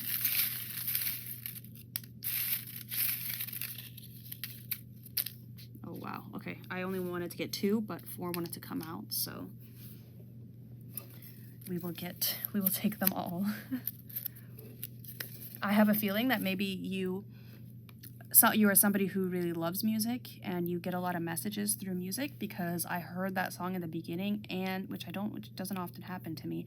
And you had 4 come out here, so your spirit guides may communicate to you through music a lot. But we have here Slave to Perfection, One After None.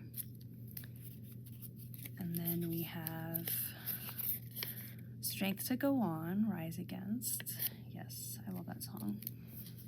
And then we have here, Alone Again, Asking Alexandria. And the Hermit is there. And on Slave to Perfection, it's the 8 of Pentacles in reverse as well. And then lastly, we have Teenagers by My Chemical Romance. I love this song too. It's so funny. Look, I have more songs than just rock, but I definitely listen to a lot of rock. So I don't know, maybe you listen to a lot of rock, so that's why they came out. But we have here with Slave to Perfection, this title kind of says it all, where it's about somebody who, one of the lyrics in the chorus is, I'm a slave to my need for perfection. Another lyric that is standing out, I'm just trying to remember the song, like, and the lyrics of the song. So I would definitely give it a listen, because I can't, like, tell you the lyrics off the top of my head. I can only tell you the ones that I remember. But the other lyric I'm hearing is, I'm like a child, and if I can't get what I want, I'm gonna want it that bad. So maybe a lot of things were denied to you as a kid, and now you're learning that, like, you have the freedom to explore those things now. Like, I can give you an example. I understand this feeling. I can give you an example because as a child, for me, I too grew up in a very strict family, very strict religious family, and a lot of things that other kids had were kind of denied to me. And for a very long time, I felt like like I said before, like I was robbed from my childhood. Like, my childhood was stolen from me because I didn't have that typical childhood and teenage years that most children had when living in this country, and the United States, and just not even just the United States, but that's where I live. So I didn't have the typical childhood that everybody did. And so as I got older, I realized, wow, I missed out on a lot of things. And so that may be how you are feeling right now. And now you are learning that you have a lot more autonomy, and you have the freedom to explore these things that were once denied to you as a child. So just be careful not to indulge in them too much, or feel like, for instance, if you grew up in a family, like a Mormon family, or a family where alcohol, for instance, wasn't allowed, and then suddenly you're on your own and you're able to drink as much alcohol as you want, just be careful not to overindulge in it, because, like, go to the extreme of, like, okay, you had it, you weren't able to drink it for a very long time, and then now that you can, that's all you drink, or something like that. Like, just be careful and balance it out, really. But then we have the Strength to Go On with Rise Against, by Rise Against, and I would definitely recommend listening to this song. And the picture we have here is of Atlas, which was a Greek figure who basically carried up the world on his shoulders, and he had to do that. And so, like, maybe you've had a lot of weight and expectation placed upon you, and you're angry about it. Like, you're angry, like, with this card here, you're angry about what you had to go through, or what you were denied, or that you had to mature more quickly than others, and you weren't able to have that childhood. Or I know I'm going a lot into childhood, but it could just be like maybe the partner that you had, or that you lost, was somebody that you didn't choose. Maybe your family chose them, or your friend group was not the greatest. They didn't really support you, or hold you up, or care about you. And now that you've kind of lost them, it's like you have to live with that. You have to go on with that, but you have the strength to do so. And I feel like maybe you've been spending a lot more time alone these days, or you've kind of been forced to do so, because with the Alone Again card, with the Alone Again song and the Strength to Go On song, they both kind of talk about like being alone and having to make your own way. So definitely give these songs a listen if you feel called to do so. They're all bangers. But with the Teenagers by My Chemical Romance, the song talks about basically, like,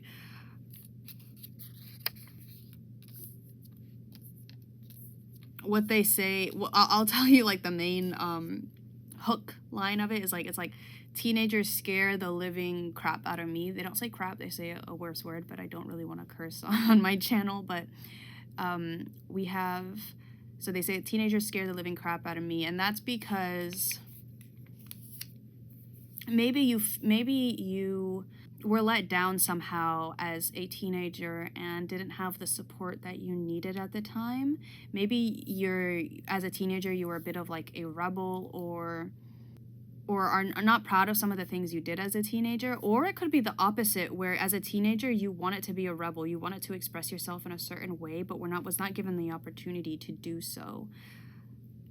Like, I'll give you an example. Like, for me as a teenager, I was never able to go to any of like my school dances or prom or homecoming or any of that stuff because I lived in a strict family, like I said.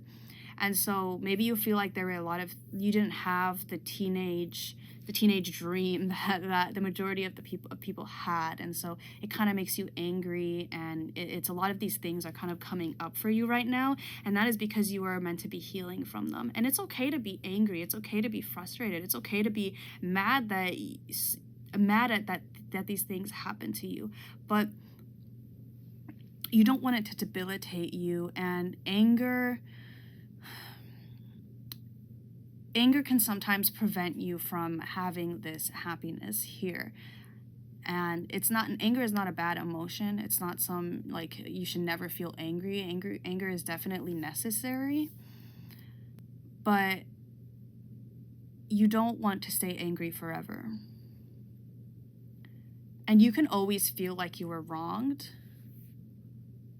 You don't have to, accept that it was right what happened to you, or just be like, oh, that's how it is. Like, you have the power now to be your own person and to do what you were denied in the past by either, just your family or another person, a friend group, your just society in general.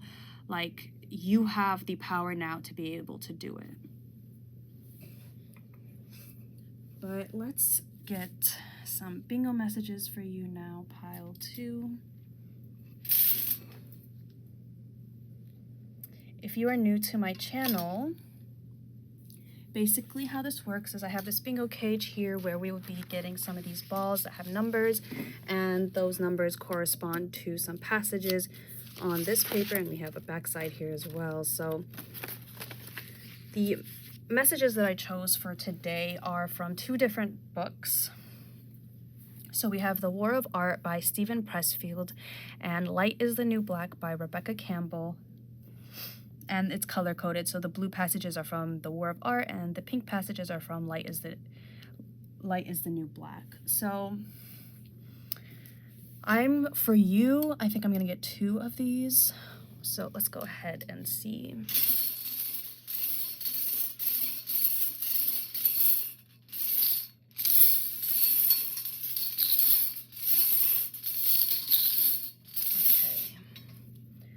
So we have here 10. Okay, I'm gonna look at the other one just to see if it is on this side. 60, no, so they're both on the back side. Okay, so let's go ahead and start with 10. Okay, so we have, I hope you can read that. I'm sorry, I didn't realize it was gonna be this light when it came out, but I hope you're able to at least see it a bit, but I'm going to read it. Oh, actually, I'm going to read the whole passage. This is the one that I put a page number on because I felt like the whole passage needed to be read to really, like, understand it, because she makes a wonderful sort of, like, a metaphor or analogy from Wizard of Oz. So I'm going to go ahead and read that for you now. So the title of the passage is There's No Place Like Home. Dorothy's journey in The Wizard of Oz is one we all take through life. We search north, south, east, and west, only to discover that the very thing we were looking for was inside us all along. The same goes for searching for our callings. And we also had the card that says, have you answered your deepest calling? That's true. So the Scarecrow, the Tin Man, and the Lion all feel they are lacking the one thing that would make them feel whole and purposeful. And it could be that you have been searching for this thing in the external world, like maybe this thing that you were cut off from made you feel whole and purposeful. And now that you're cut off from it, it's like, what do I do now? Who am I? But then we have Scarecrow thinks he doesn't have a brain. Tin Man struggles over his lack of heart, and the Lion believes he doesn't have courage. However, the Scarecrow is actually the smartest of them all. The Tin Man oozes compassion, and the Lion has the most courageous heart. They believe that they must ask the all-powerful wizard how they can possess these qualities. seeking permission, approval, and validation from an external force. As the journey unfolds, it's the exact quality in each of them that gets them to their destination. The wizard then reveals these traits and their true callings. Scarecrow becomes the wise ruler of the Emerald City, Tin Man becomes a compassionate leader, and the Lion a courageous king. Often the exact thing we feel we lack is the thing that we already have within us. It's our gift, but our fears are manning the gate. And then the Work Your Light activation is, what do you think you lack? Is that true? So yeah, what do you think you lack from whatever situation you were cut off from the past, or whatever you were denied from the past? What do you think what did you lose from losing that? And you have whatever you think you lost, you have that within you. You have that potential, and it's all about seeing that potential. So let's go to 60 now. And this would be from the War of Art. Okay, so before I read this passage, I want to say that in this book, the author talks about this almost sentient force called resistance. And he speaks of resistance as this opposing force that manifests in multiple ways in our life, that tries to prevent us from fulfilling our deepest calling, from fulfilling our soul's desires. So with this passage, he talks about how it can show up as procrastination. So here we have procrastination is the most common manifestation of resistance because it's easiest to rationalize. We don't tell ourselves, I'm never going to write my symphony. Instead, we say, I'm going to write my symphony. I'm just going to start tomorrow. So yeah, anything that you have been wanting to do for a very long time, that maybe because of your childhood or because of some past experiences you felt like you'll never be able to do it, or that you can't do it, or that it's wrong to do it, that is what you are being asked to start making steps toward it. Start taking some inspired action towards it.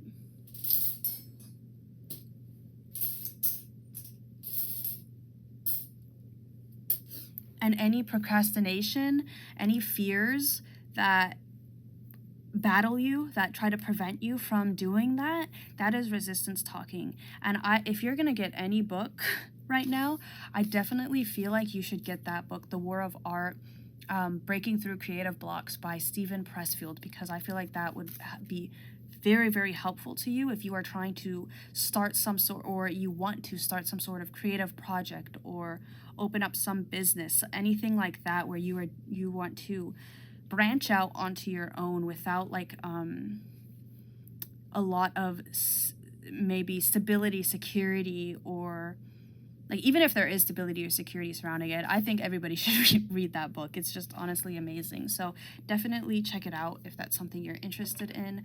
But lastly, pile 2, I want to get you an affirmation card. This is from your spirit guides to you that you can use whenever you are feeling down, or maybe when you are feeling very afraid of the future or of this new direction that you are being asked to take, or you're doubting yourself, or just, whenever. Maybe you want to read it every morning just to get your day started. But let's go ahead and get one here from your spirit guides to you. Okay. So we have here ups and downs.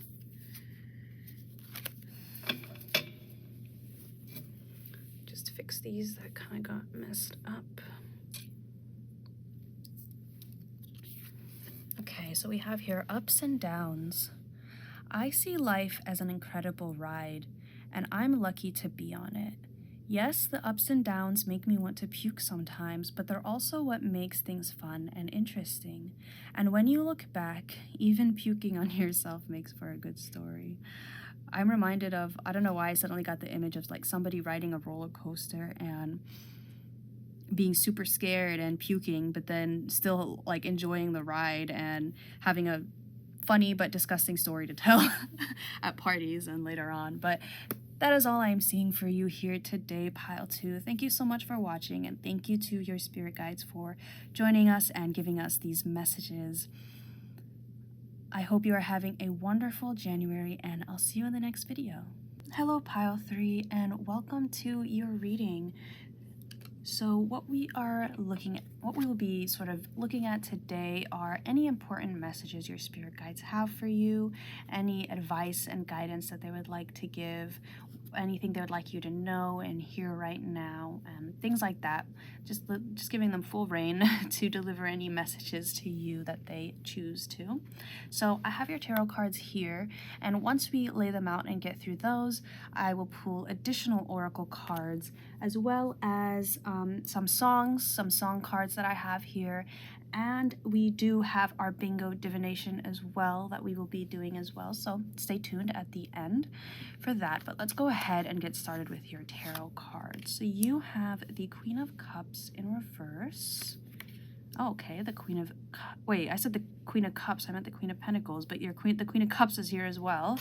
Okay, and then we have the Four of Wands here. That's super interesting, actually, because the women on this card remind me of these women here. Okay, the first message I'm getting here is some other woman in your life. Okay, so I see you as this Queen of Cups in reverse here, and this other woman would be the Queen of Pentacles. I'm getting more of like a mother figure or a grandmother, but maybe it's just like a friend who is a bit older than you, or it just could be a friend, I don't know, or maybe a partner, a romantic partner, some sort of woman in your life. Or if it's not a woman, it could be a man with, or a person who expresses themselves, has a more feminine expression.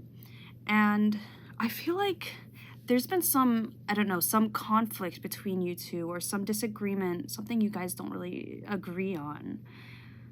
But I see that passing. I see some sort of compromise happening here, because we have this Four of Wands upright, which speaks of celebration and victory and home, and a happy home, and a comforting home, and prosperity.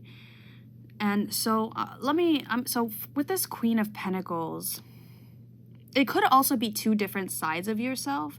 So with this Queen of Pentacles, this type of person I'm hearing right now is somebody who has a fairly imbalanced lifestyle when it comes to work and when it comes to home.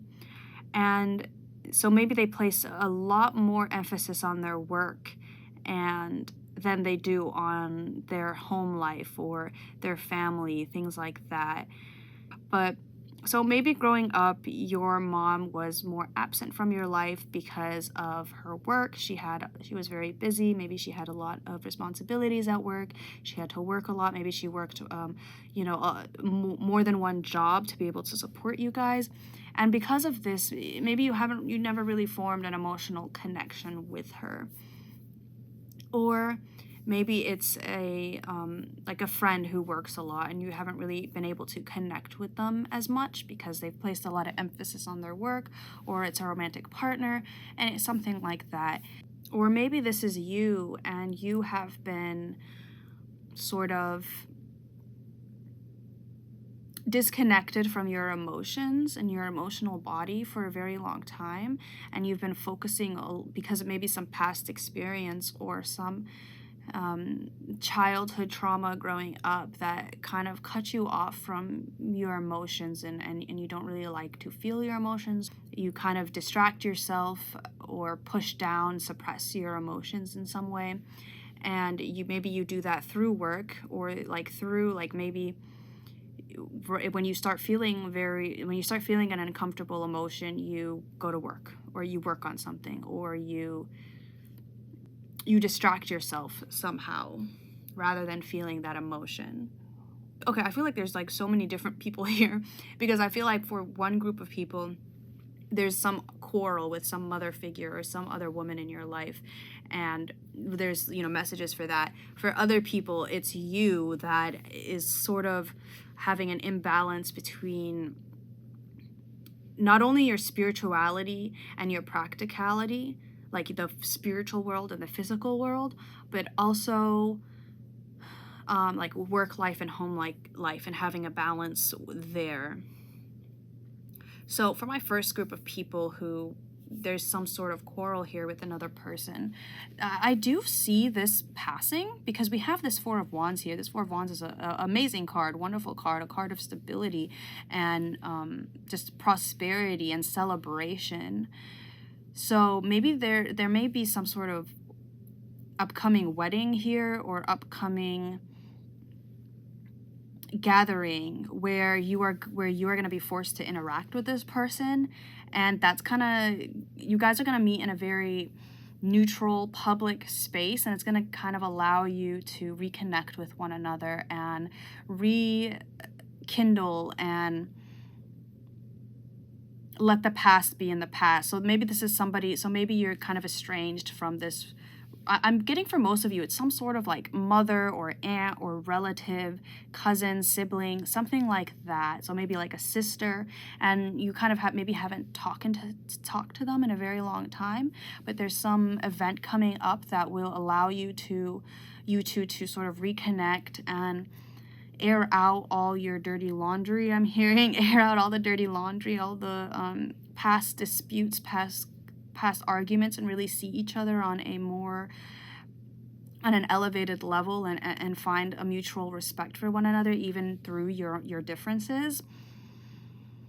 And that doesn't necessarily mean that you guys are going to be like the best of friends, but just that it's not going to be on your mind so much anymore. And it's not going to be like, oh, her, I don't talk to her.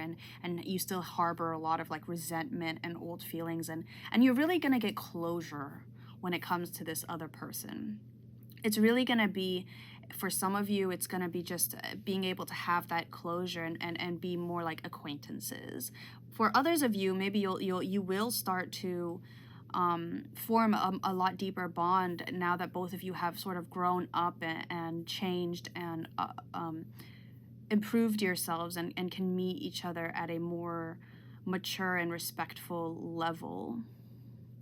For my other group, where you are having difficulty balancing your home and your work life, and maybe you are suppressing your emotions and not really allowing yourself to feel the full spectrum of emotion, or hiding your emotions on some situation, I see you being able to, I don't know why I just heard this January, so maybe this January, but soon, within the month or next couple of months, you're going to be able to find an even balance between that. You're going to be able to draw the lines between your work and home life and balance it out so that you're not always working, or you're not, or you're always at home because you're burnt out. Because I feel like maybe you work and you work and you work and you overwork yourself. So then there comes like, you have to take like a week off because you get sick because you burnt yourself out and you weren't really taking care of your needs. And so I see you being able to maintain this balance here. Like I don't know why I just got the image of like a tightrope walker, where they're able to balance on that tiny, tiny thin string and make it across. And I feel like you are learning this January and the upcoming months how to do this. So maybe you just recently started a job, or you've taken on some extra work, another job, or maybe you've taken on some sort of, like, you have to take care of someone's child, or it's like some new responsibility or responsibilities have like you've had to take them on, and you're trying to balance them out and learn how to balance them out, and be able to take that on while also taking care of yourself and your own needs. So I feel like it's very important that you take the time out, you make time for yourself, and for you to recuperate and relax from this.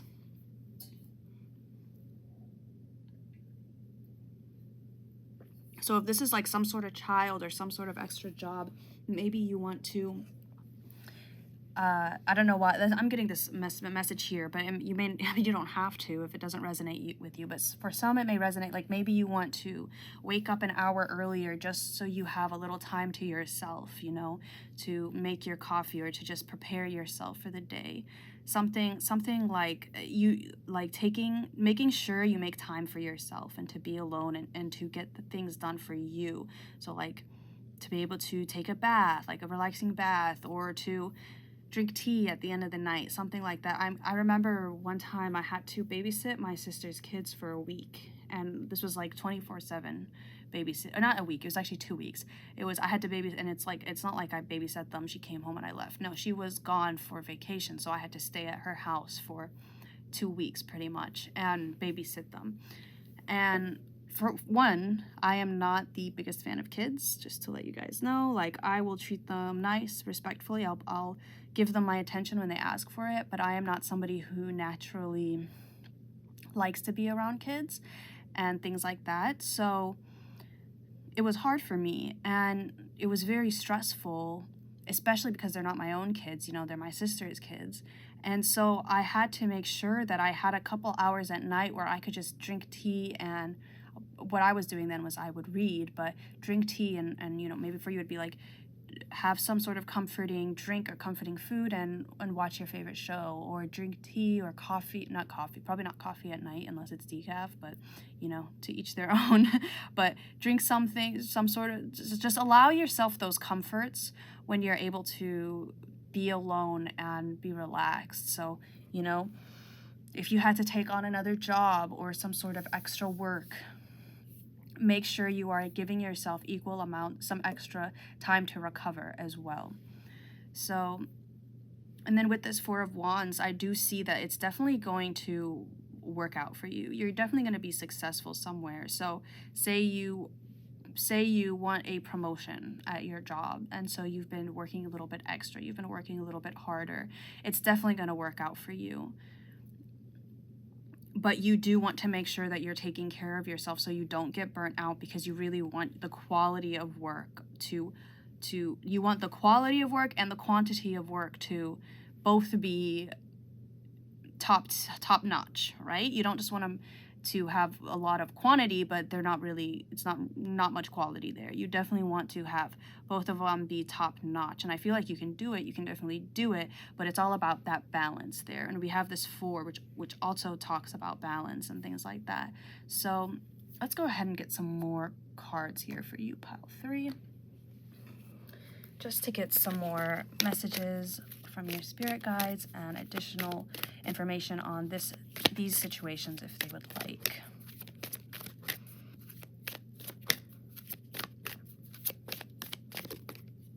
I'm actually going to take that. So we have here, okay, we have To the Sea, and I'm actually feeling called to get another one of these cards.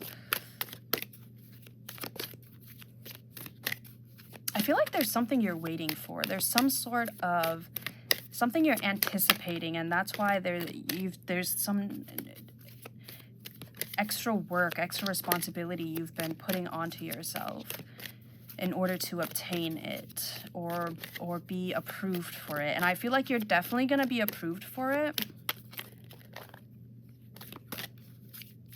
with this 4 of Wands upright. But make sure you're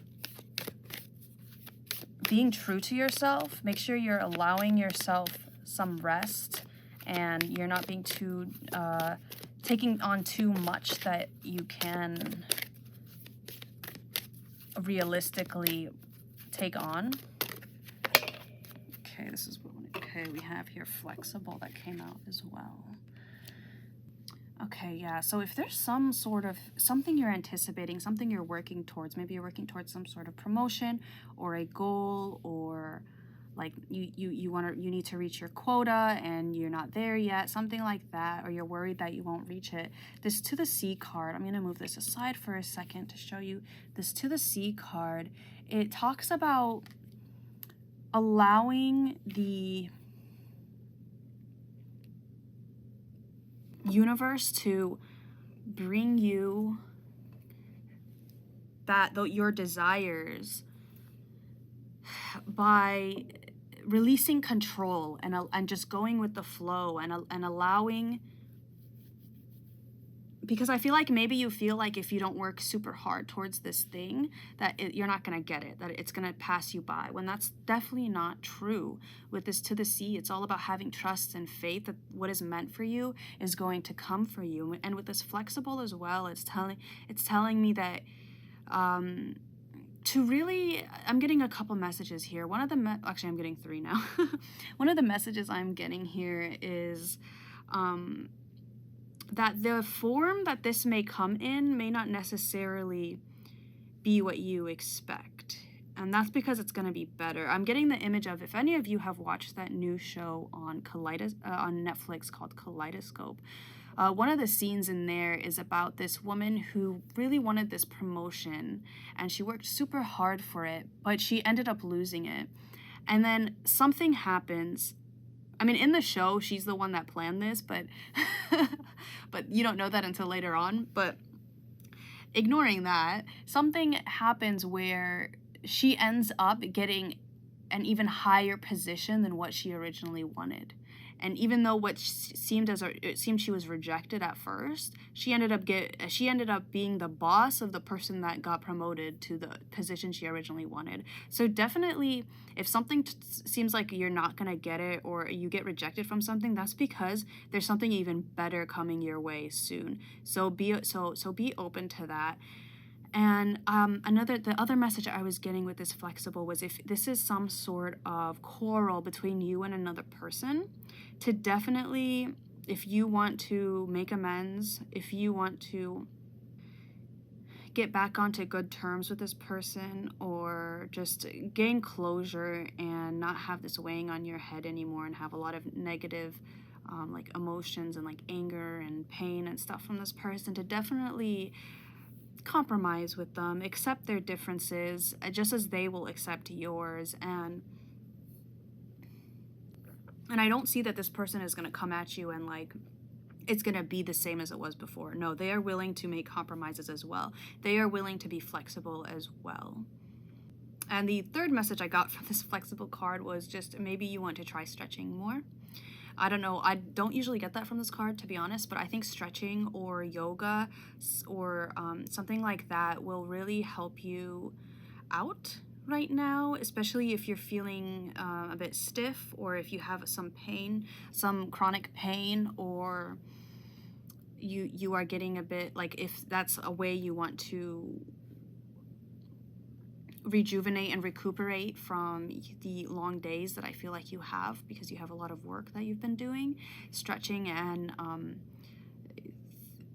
practices that incorporate stretching as well will be very helpful to you. And maybe you want to stretch before you go to bed and after you go to bed, and just have that as a sort of routine that you do.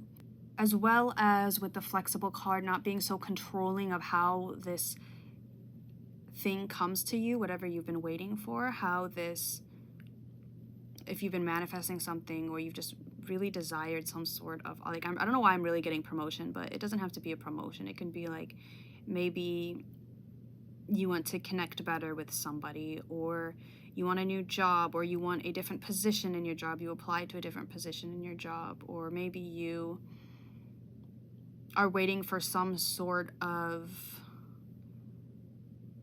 like shipment to come in, anything that you've been waiting for a very long time, or that you've been working towards, to remain flexible in the form it comes in, and the next few events that will be happening in regards to it, as well as how you approach obtaining it. Like, maybe you want to experiment a bit and approach it from a new way. With this Flexible card I'm hearing, there may be like an easier or a more efficient way to obtain this thing. But let's get another card here. Pile 3 for what messages your spirit guides have for you right now. Okay. We have here, break the chain, ancestral patterns, healing, rewriting the future. Yeah, and I feel like this definitely is talking about as well some person there, and I'm getting specifically like a relative, some sort of relative that you are really making amends with, and this is somehow breaking some sort of cycle where maybe like, I don't know, maybe your mother didn't have a good relationship with her mother, and her mother didn't have a good relationship with her mother, but now you are going to have the opportunity to reconnect with your mother or this aunt or just some sort of relative or somebody here, some sort of feminine figure. And that is definitely going to break a lot of ancestral patterns and heal a lot of your family line. I hope that's resonating because I feel like it's a very specific situation. But yeah, that's definitely interesting. And it could be also like by you balancing your work and home life and really choosing to prioritize you over making money or things like that, and by doing that, that could be like breaking some sort of ancestral pattern where maybe your mother was somebody who worked a lot and had a lot of unhealthy views on money and how to make money, and maybe you realize now that, you know, I don't have to work as hard as her to make more, you know, I don't have to work as hard as this person to make the same amount of money or to make more money or to live comfortably. And that is how you are breaking this sort of cycle, this sort of pattern that has happened in your family. Or it could be maybe your parents or a lot of your family members don't really express their feelings, don't really express their love, or just have a hard time expressing their emotions. Maybe you lived in a household where emotions were seen as weak, or just your emotions were not really paid attention to, and it was more focused on maybe like your school, your work, your studies, and just how you acted, your behavior, things like that, and your emotional needs weren't really met. And then now maybe if you have a child, or just now you are realizing that, you know, emotions aren't bad and it's okay to express your emotions and they don't make you weak, and emotions actually are very, very, very, have a lot of information and can tell you a lot more than just your five senses can. And you're realizing that now, and that's how you're breaking this chain. Or it could be sort of the opposite, where maybe you come from a culture or a family where women, it's not really women who want to like work or go out on their own, move out on their own, and not necessarily get married right away. They want to focus on their career. Maybe that's kind of seen as bad or negative or shameful in your family or your culture, and you are going out on your own and you're saying, no, I want to do this, and you're doing it. That could be how you are breaking the chain, just anything like that. And one of the messages this card talks about is how your own healing, just by you healing yourself and working on that, you can heal, you can inspire others around you to heal as well, and others in your family, and even like just heal your ancestral line, heal your family line. And that's definitely something you are going through right now. And I see you prospering here. I see you being successful with this Four of Wands as well. And the Four of Wands does talk about family and home and things like that. And so your spirit guides are really here to tell you that it's okay to free yourself from these old patterns, these old ways of thinking and being and doing that come from your family line, that come from your ancestors and your household and your parents and how you grew up, and you're now freeing yourself from it. But let's go ahead and get another card here for you guys, pile 3, 4. Okay, we have here the Void. Stop. Embrace winter, great cosmic womb. And on the bottom we have trust the timing. Trust the wave you came in on. Time is not running out. Hold on, let me just relight this candle here because it went out. But yes, pile 3. On the bottom of the deck, we also had jump in, Andromedan energy, adventure, say yes to change. And say yes to change is really standing out to me here. Changing the way you do things. Like maybe you recently got into a relationship with somebody, and growing up, maybe your parents didn't have the best relationship, or they were divorced or things like that. And so you want to do things differently. You want to be with somebody that you can have a lifelong commitment with, or maybe you recently had a child and you don't want to raise them how you were raised, and you learned a lot on how you don't want to parent and things like that. So that could be something you are going through, and by doing that, by making that change, you are healing your ancestral line and really putting it back on track to where it was, how your family was supposed to manifest in this world. And this Void card also kind of reminds me of the To the Sea, where it's kind of about letting go of the reins of your life and allowing the universe to take control for a bit, and have trust and faith that you're going to be guided and pushed into the right direction. And another thing this card talks about is that even though nothing maybe seem to be happening on the surface, there's a lot more going on that you can't see just yet. And I'm getting the image of like a seed, where once you plant a seed in the ground, you don't see anything for, depending on the seed, like a couple months, or a few weeks. I meant to say a couple weeks, a few months, few months. Like you just have to trust that it's growing, and that you're going to see the sapling that comes out, at some point.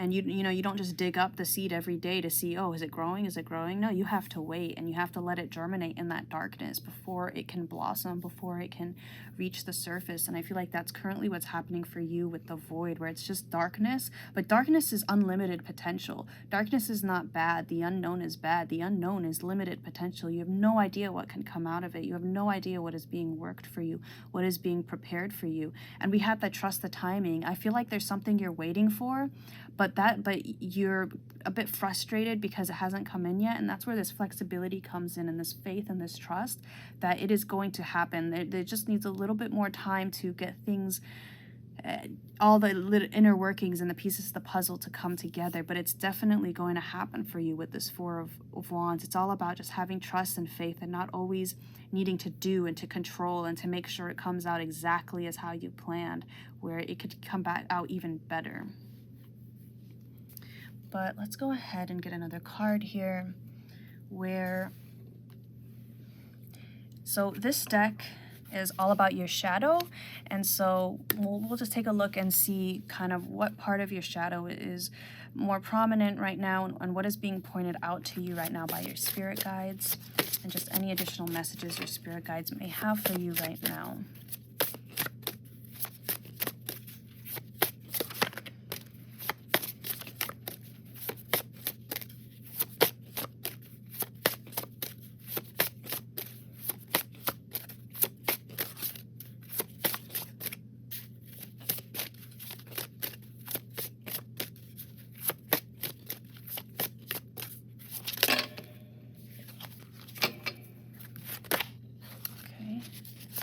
We have here, look at that, we have here 15 with Masquerade. And underneath the deck, we have here Alone in the World. So maybe you've been going through a period of loneliness, or maybe you just feel like you're really alone and like you can't really connect with anybody or anything. And what I'm getting from this card, one of the things this card talks about, pile 3, is feeling shame or guilt for the things that bring you pleasure.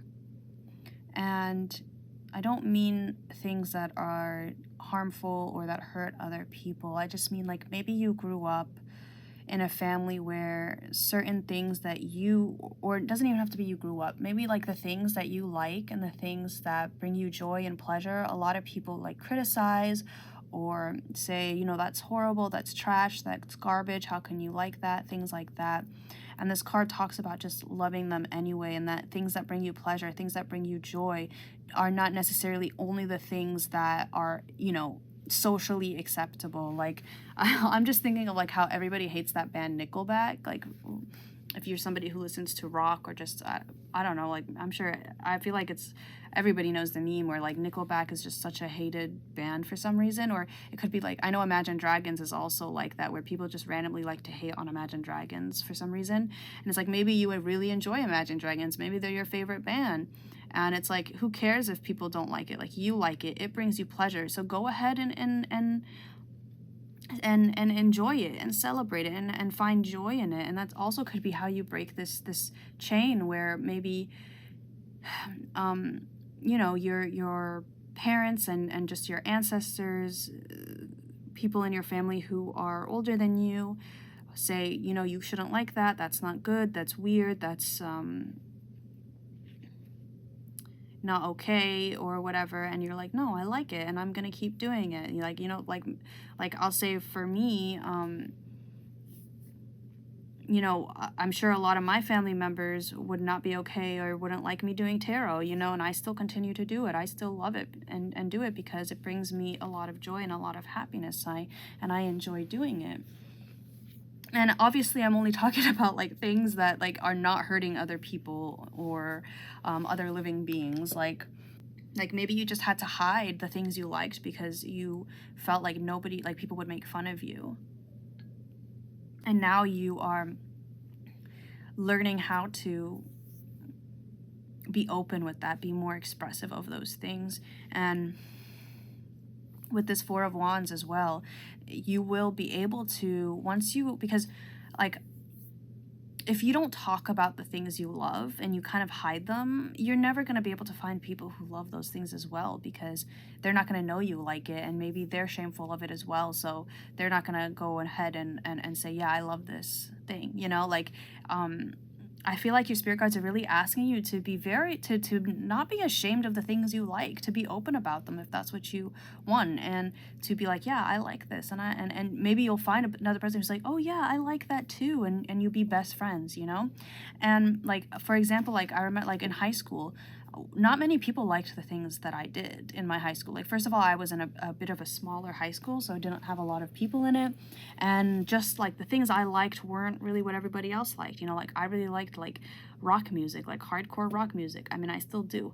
And there were very few people who liked that as well. And growing up in high school, I really liked K-pop, and nobody, like only like one or two people also liked K-pop, but it wasn't even like the same type of groups that I liked. Or like TV shows, books, movies, anything like that. Or maybe some sort of hobby, like maybe you really like rock climbing, but you don't really have anybody who, I mean, I don't know why you would kind of be ashamed of rock climbing, but I mean, maybe there's some sort of stigma around rock climbing or something like that, or where, I don't know, in the past somebody made you feel shameful about what you like, or criticized you, or made you feel like you were weird, and like said some mean words about you because you like that stuff. And the spirit guides are saying it's okay, it's safe, you are safe to express yourself more openly in that area. But let's go ahead and get a chakra and crystal message for you here, pile 3, from your spirit guides. Okay, so we have here, look at that, we have the third eye chakra with tourmaline.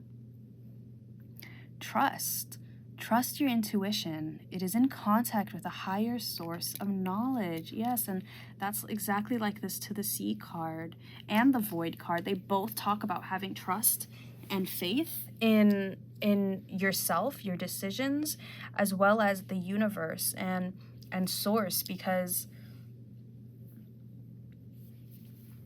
even though you may not necessarily see the results yet. Yeah, I was talking about that, where like maybe you'll feel like you were rejected for something, or you won't get what you wanted, and then it'll come later in an even more grander, bigger, more pleasurable form for you. And it's like you don't really see all the inner workings yet. You don't see everything that is going behind the scenes. So it's important for you to trust that it's coming, and that to trust in the divine timing of the universe.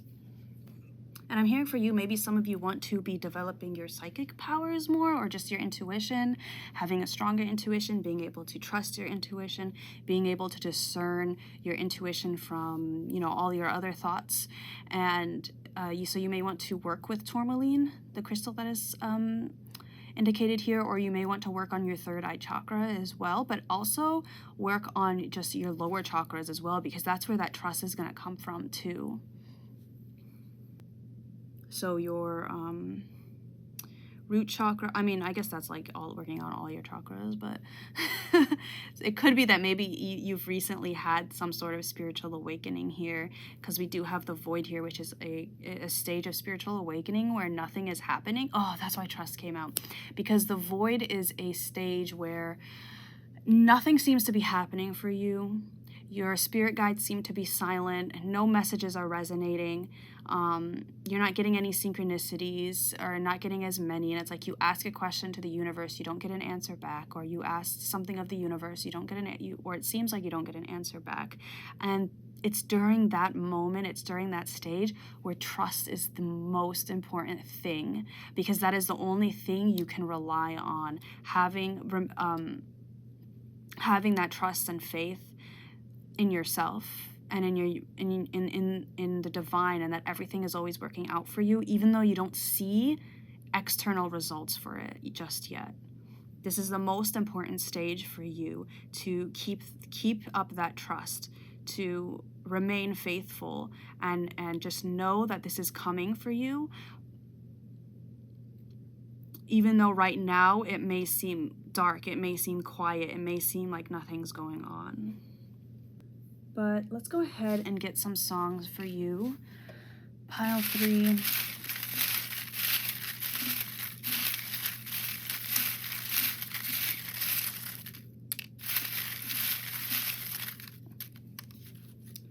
I actually feel called to get one more. Oh, okay, one came out. Okay, these got kind of messed up, so let's fix them. Oh, wait, I forgot to get another card. Sorry about that, guys. Let me get that, and then we'll look at your songs. But let's get a card from this deck. Totally forgot to do it. But let's get, okay. Look at that, you guys. There's so much allusion to like nighttime and darkness, but darkness is where the most potential comes from. Darkness is where creation is formed. Seeds grow in darkness. That is one of the most important stages for birth. Darkness is the womb. That's where life comes from. So we have here Nyx, Enchantress of Night, Secrets, Vigilance, and Subterfuge. So I will put that here. Yeah, and Nyx here, Nyx may be being a deity that, actually, she's not actually a deity, she's a primordial being, I'm pretty sure, in Greek mythology, but Nyx may be a being that is important to you, that you resonate with. Even if you don't, she is here, and specifically what this card talks about is actually on point with what I mentioned earlier, where it literally talks about how sometimes something that is seen as negative or malicious, or like I said before, a rejection, is actually to your benefit. And in this case, it's because there's something that's going to be even better for you that's coming in. So it's important to have trust during that period in order to be open to receive that, and to have flexibility here as well, to be flexible in the way something comes in. But let's look at your songs now. Pile 3. So you had Stressed Out by 21 Pilots. Yep, that definitely relates to this whole reading with this Queen of Pentacles. That's what I was feeling with this Queen of Pentacles here. And then you have here, Forgiven by Within Temptation. Yeah, and I feel like that's going to be this reconciliation with this person. This specifically, I'm specifically what I was picking up on was like a family member, but like it could be a friend, some sort of friend, or old maybe romantic partner, anybody like that, anybody that you've had a falling out with a long time ago. And then we have here Self-Sabotage by Maggie Linderman. Yeah, and what you want to avoid is self-sabotage. You want to avoid sabotaging this opportunity, this gift, this thing that you've been waiting for from coming in by losing that trust or by being too controlling in the way it comes in. But yeah, I would definitely take a listen to all of these songs. They kind of speak for themselves here, to be honest, with the Stressed Out by 21 Pilots, Forgiven by Within Temptation, where Forgiven is just, you know, talking about, and we even have the Olive Branch here as well. It's just talking about making amends with somebody and being like, all is forgiven, you know, all is forgiven, and just enjoying your time with them without bringing up the past or allowing the past to interfere anymore. And then with Stressed Out, I mean, Stressed Out, the song is all about just being stressed out with life and wanting to go back to when you were a kid and you didn't really have any worries and things like that. So I would definitely give these songs a listen if that interests you. But let's go ahead and get into your bingo divination now, pile 3.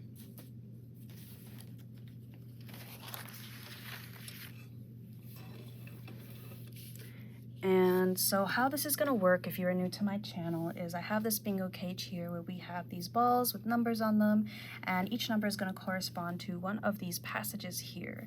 And it is double-sided, so there's some on the back as well. And the passages I took were some of the quotes that really stood out to me from these 2 books, which is The War of Art by Stephen Pressfield and then Light is the New Black by Rebecca Campbell. So let's go ahead and get you some of these.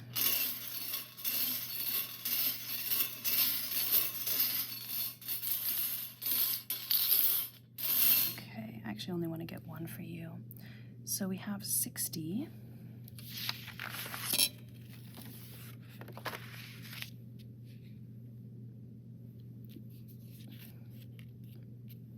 Okay, and this is from The War of Art by Stephen Pressfield. And basically, before I read the passage, I want to explain, because the author talks about this almost sentient force called resistance. And he explains resistance as this kind of force that opposes us in multiple different ways and can manifest in our lives in multiple different ways, but its sole goal is to prevent us from fulfilling our highest calling, to prevent us from fulfilling our soul's calling, our soul's deepest desires. And so one of the ways it manifests is by procrastination. And so we have here, procrastination is the most common manifestation of resistance because it's easiest to rationalize. We don't tell ourselves, I'm never going to write my symphony. Instead, we say, I'm going to write my symphony. I'm just going to start tomorrow. So yeah, and I'm getting specifically maybe you want to reach out to this person, but every day you say, I'll do it tomorrow, and then it just never happens. And so that could be what this is alluding to, or just any sort of creative or some sort of project or action that you want to take that you've been procrastinating. This is definitely a message to you to just do it. Get started.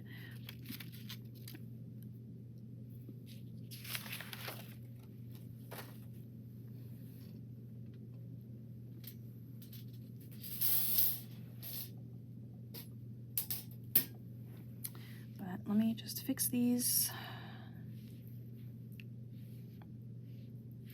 But lastly, pile 3, let's go ahead and get you an affirmation card here from your spirit guides, your spiritual team, just to help you out during this time period.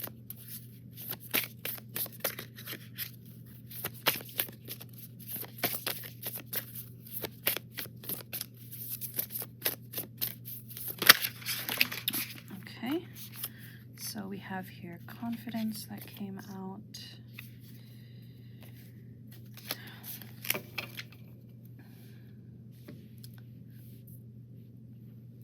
So we have here confidence. In this moment, I take a step back and look at myself with the pride of a good mother. I see an abundance of abilities and talents that show up all the time in big and little ways. If I could stick myself on a refrigerator, I would. I would invite all the neighbors over and say, look at that. Can you believe what an A+ that is? So maybe you had a mother figure, or your parents didn't really praise you a lot for your accomplishments. They didn't really give you that support that you wanted, that you were looking for. And so now you have the ability to do that for yourself, and to do that for your inner child, to look at your inner child and say, I'm so proud of you, and look at your past self and say, you did amazing, you're worth it. And exactly what this card says, to look at yourself with the pride of a good mother, and to nurture yourself in that way, because I feel like you don't with this Queen of Cups in reverse. It's like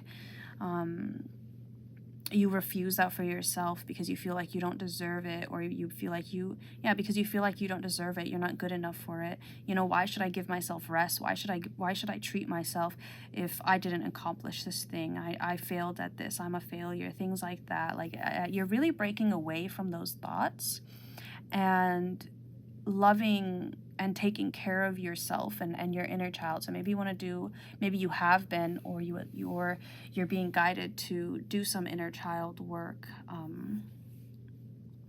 I'm actually getting, I don't know if this is from a deck or if I just saw this somewhere, but it's basically this exercise of taping a picture of you as a child on your mirror every day. And it's like every time you say something bad about yourself, every time you criticize yourself, you're criticizing that child as well. And is that something you really want to be doing? So that may be something that's helpful to you. I don't know, I just felt like saying that, but that is all I am seeing for you here today, pile 3.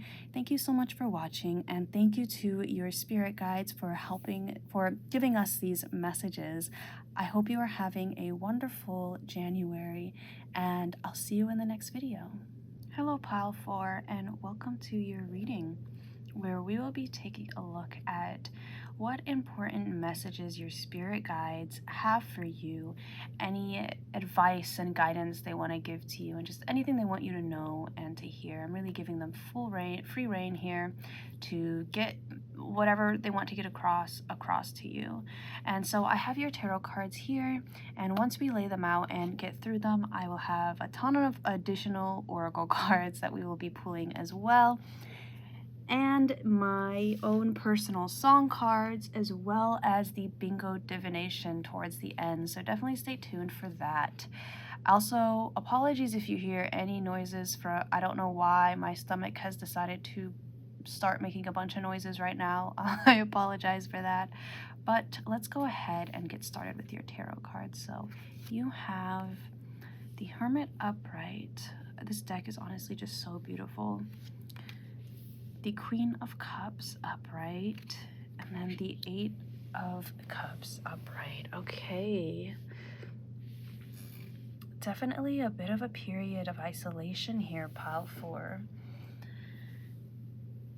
And I feel like it's because you kind of need to get things sorted in your head. I feel like maybe there's been a bit of a confusing period that you have gone through. A lot of changes may have happened, a lot of shifts, and a lot of information that has been revealed to you, and where you can go in so many different directions that you're so confused, you don't know what decision to make, where to go.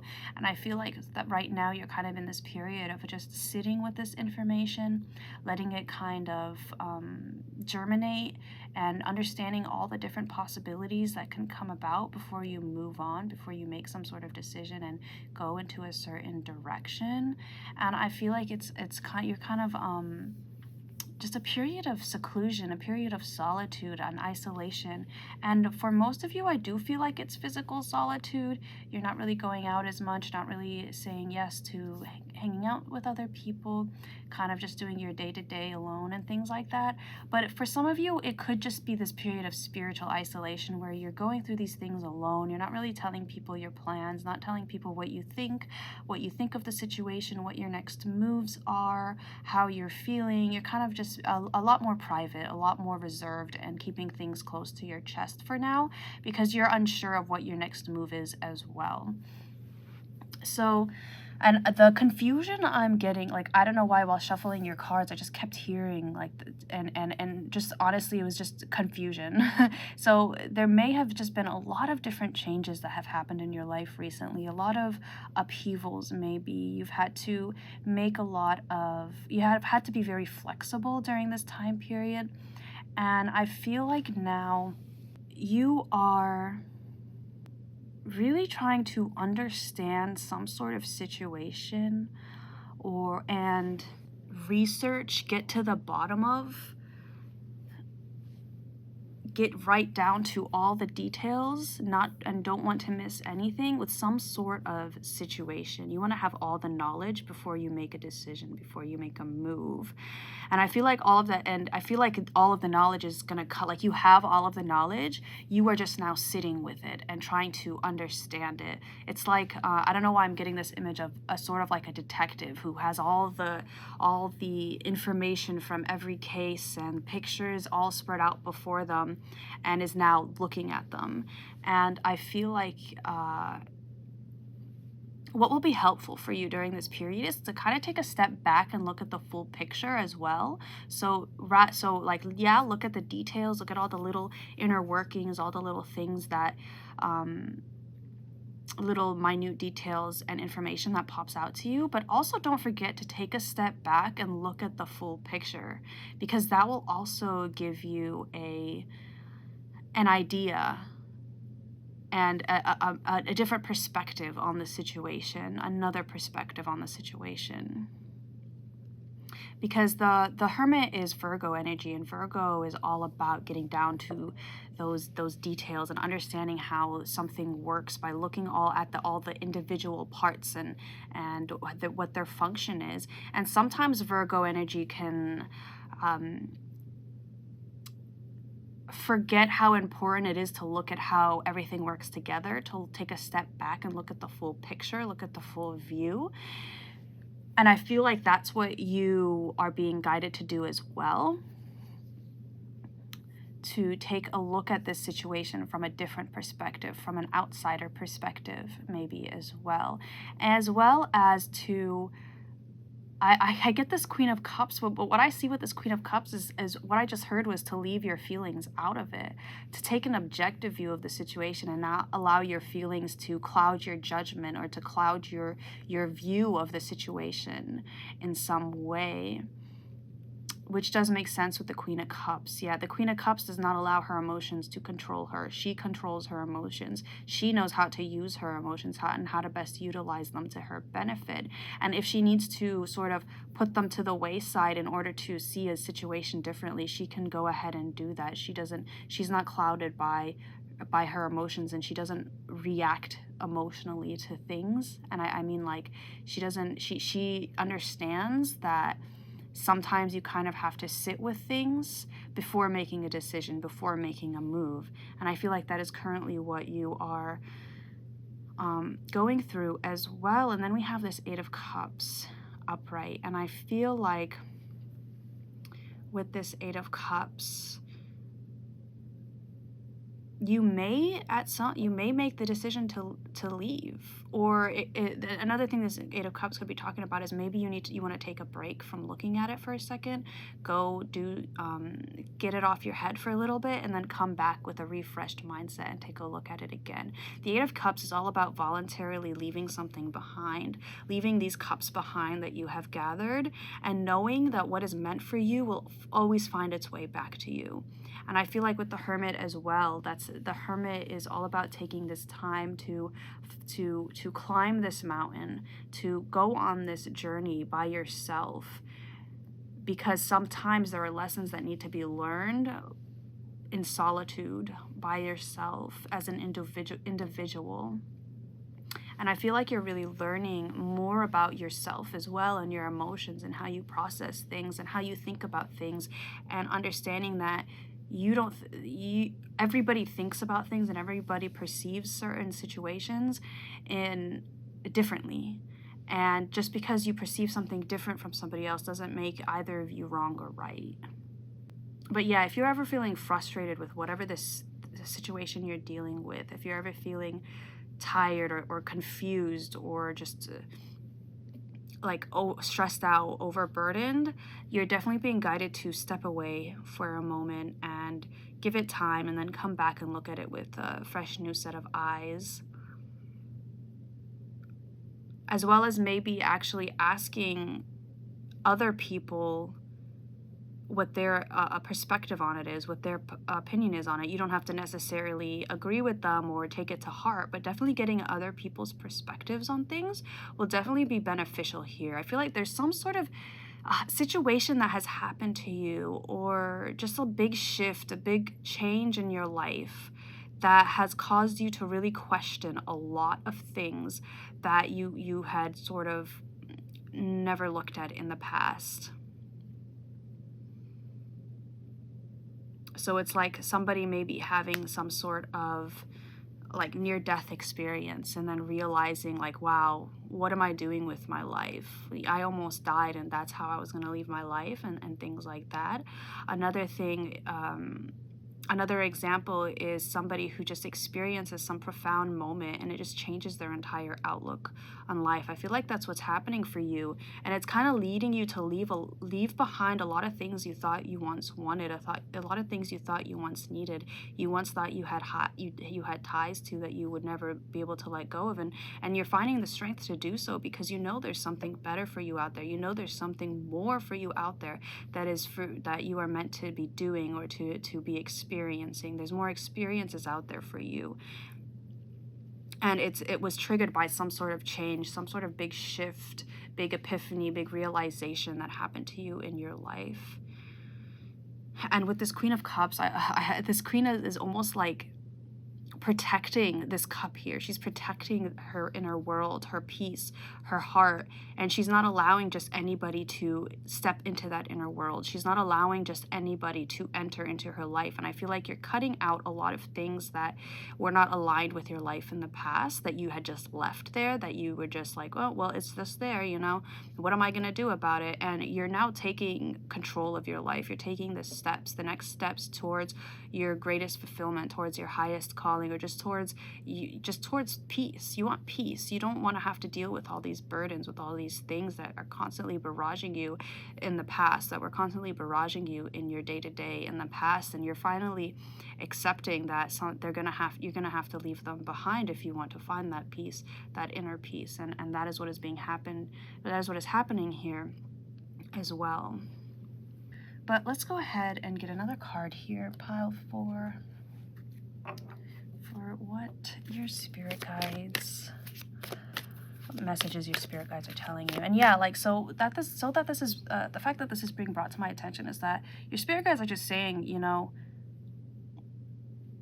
they're supporting you in this, and they are helping you to release these ties, to release these burdens, to release these things that you no longer want in your life. They're definitely helping you with that. They're helping you on this journey, and they're always here to give you the messages and guidance that you seek, and to also remind you that you have all that knowledge within yourself. You have the knowledge of the universe, of the divine within you, and of all your past experiences in this life and in your past lives that you can utilize, that you can call back to you. You're really taking back your power. You're really taking back control of your life. I'm seeing here, pile 4, and that's wonderful to see. Your spirit guides are just here saying, like, keep doing that. You're doing a great job. And even though maybe you may look at that, what came out, we have Between Worlds here, yes. And maybe you may feel like more alone maybe these days, a bit of loneliness because sometimes maybe you've had to leave a lot of people behind as you embark on this journey. But just know that on the other side, as you progress, as you continue, you are going to find the people that are meant for you, that are like-minded to you, that are at the same level as you, because you've left these people behind because you've just grown, you've outgrown them. It's like having the I'm getting the image of like maybe having friends who all they want to do is just sit around and party all day, and they don't really have any greater aspirations, and you find that you want to move in a different direction, so you may just have to leave them behind, and that can be very lonely. As spiritual journeys and just self-improvement journeys can be extremely lonely. And I mean, I'm not really getting a big sense of loneliness here. It's like, I feel like you've just started, so you kind of are embracing this loneliness, or this solitude, but as you move forward, you may find yourself getting a bit lonely because you may find yourself not really having a lot of people to talk to about your experiences, or just to share ideas and share stories with people. And I feel like in time you will find those like-minded individuals and things like that. So definitely don't really worry about that too much. They will come to you. But we have the number 3 with this Between Worlds card. And yes, this card, it does make sense with the 8 of Cups, where this card talks about being in this transitory period where you haven't yet left your old life behind and you haven't yet started your new life. So it is this place of maybe unsteadiness, or just where not a lot is going on, and that's because you're still kind of cutting ties with these things from your past, and before you can walk into this new future, this new version of your life, this new version of you. And another message that another concept that this card talks about, pile 4, is to embrace this unknown. Embrace the fact that you don't have all the information just yet, or you don't know where you're going just yet, and to just be excited about it, be curious about it. Like, oh, I don't know what's going to happen next. You know, like when you're watching a movie and there's like, you have no idea what's going to happen or what's going to go. You're at the edge of your seat, right? So take that energy and apply it to your life right now, where it's like you're at the edge of your seat. You have no idea what could possibly happen, what new adventure you can go on, what new direction your life is about to take, and to just embrace that energy, that of unlimited potential and unlimited of the unknown. Embrace that energy and have faith that everything is always going to be working out for you. And I feel like you're just seeing your life and the world in such a new and different way because of this past situation that has happened. It's like you're just seeing things in, like, it could be like you're noticing things that you never noticed before that are like so beautiful. Like, oh, I never noticed that gently falling snow could be so beautiful, and you just sit there and you admire it, something like that. Like, you're really embracing the present moment and finding the beauty in everything, which is what this Queen of Cups talks about as well. But let's get another card here. Pile 3, or sorry, I called you pile 3, I meant to say pile 4, for what messages your spirit guides have for you.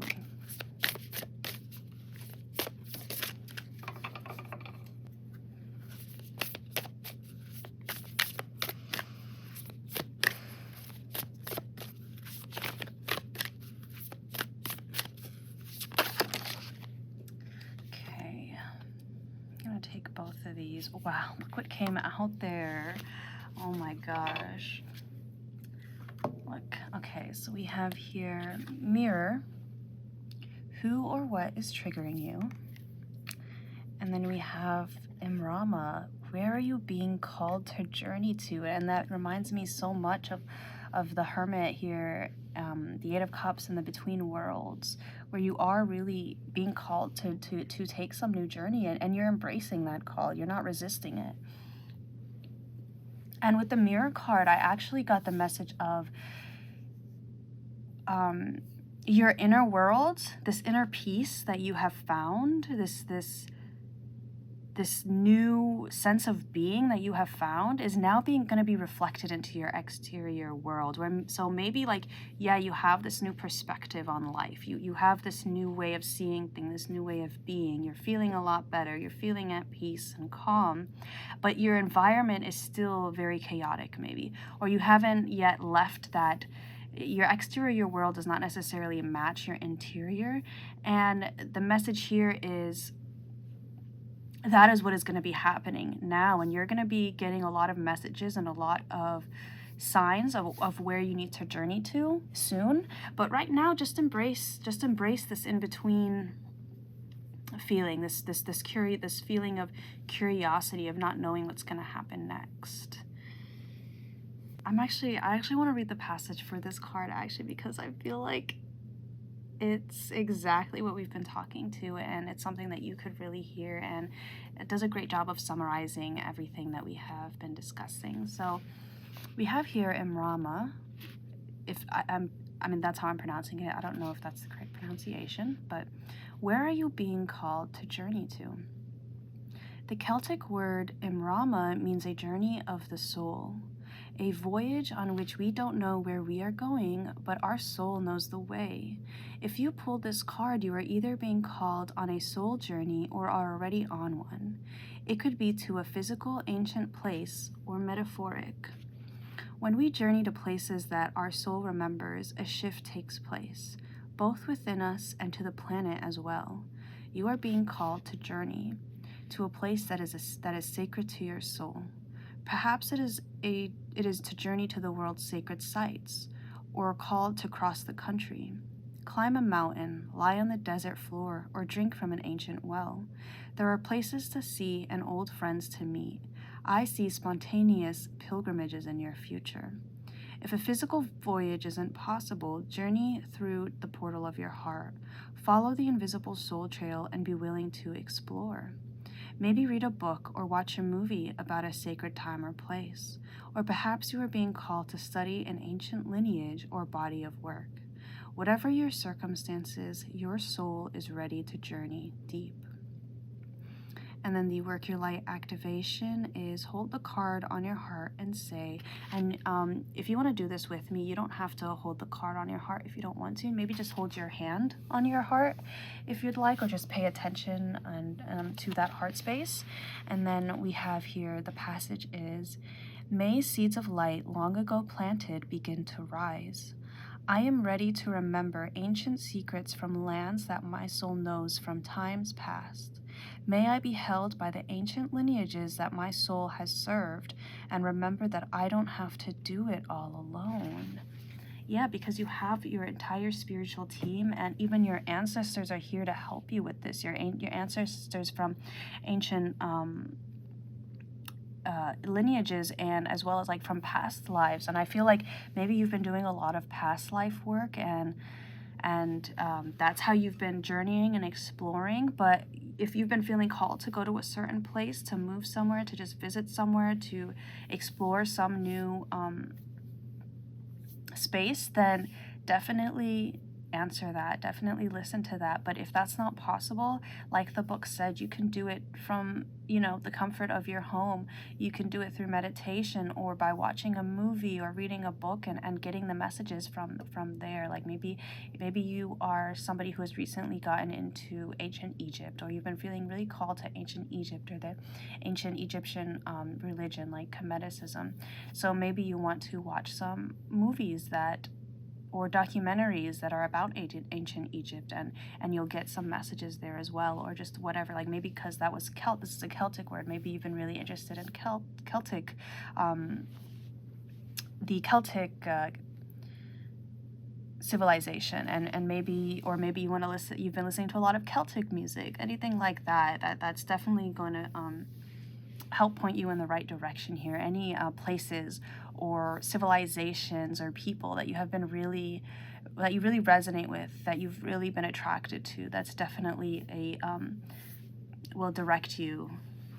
It's definitely a sign of where you need to be going. But let's get another card here. Pile 3, or I don't know why I keep calling you pile 3. I'm so sorry. Pile 4.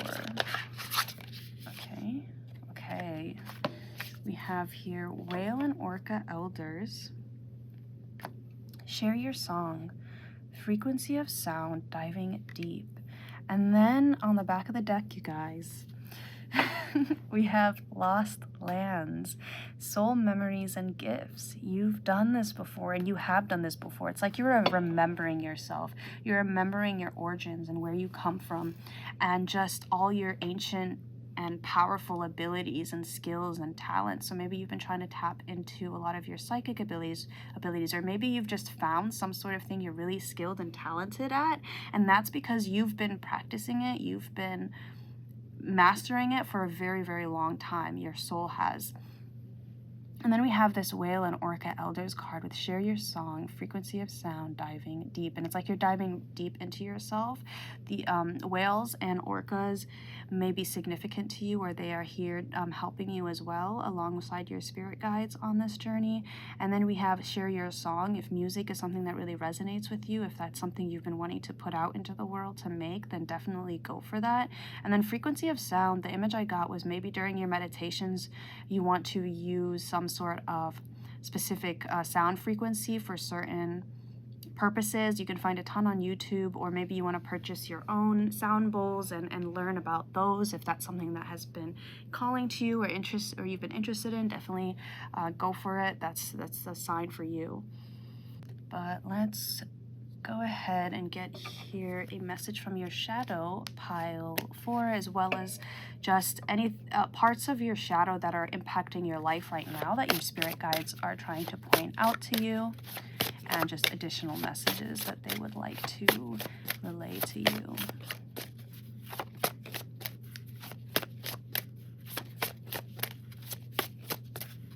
I feel like this is definitely like a lot more chill of a pile. I'm loving the energy of this pile, especially after the past 3 piles have been fairly heavy, dealing with a lot of heavy stuff.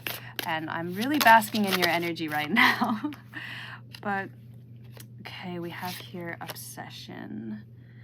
Oh, we have the number 3 again as well. So 3, you may be seeing a lot of 3s, a lot of repeating 3s.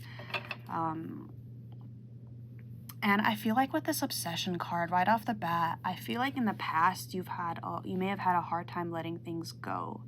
And you are now you have the strength to move past that and to be able to let go and to be able to detach yourself from things that are no longer serving you, and to be able to do it easily.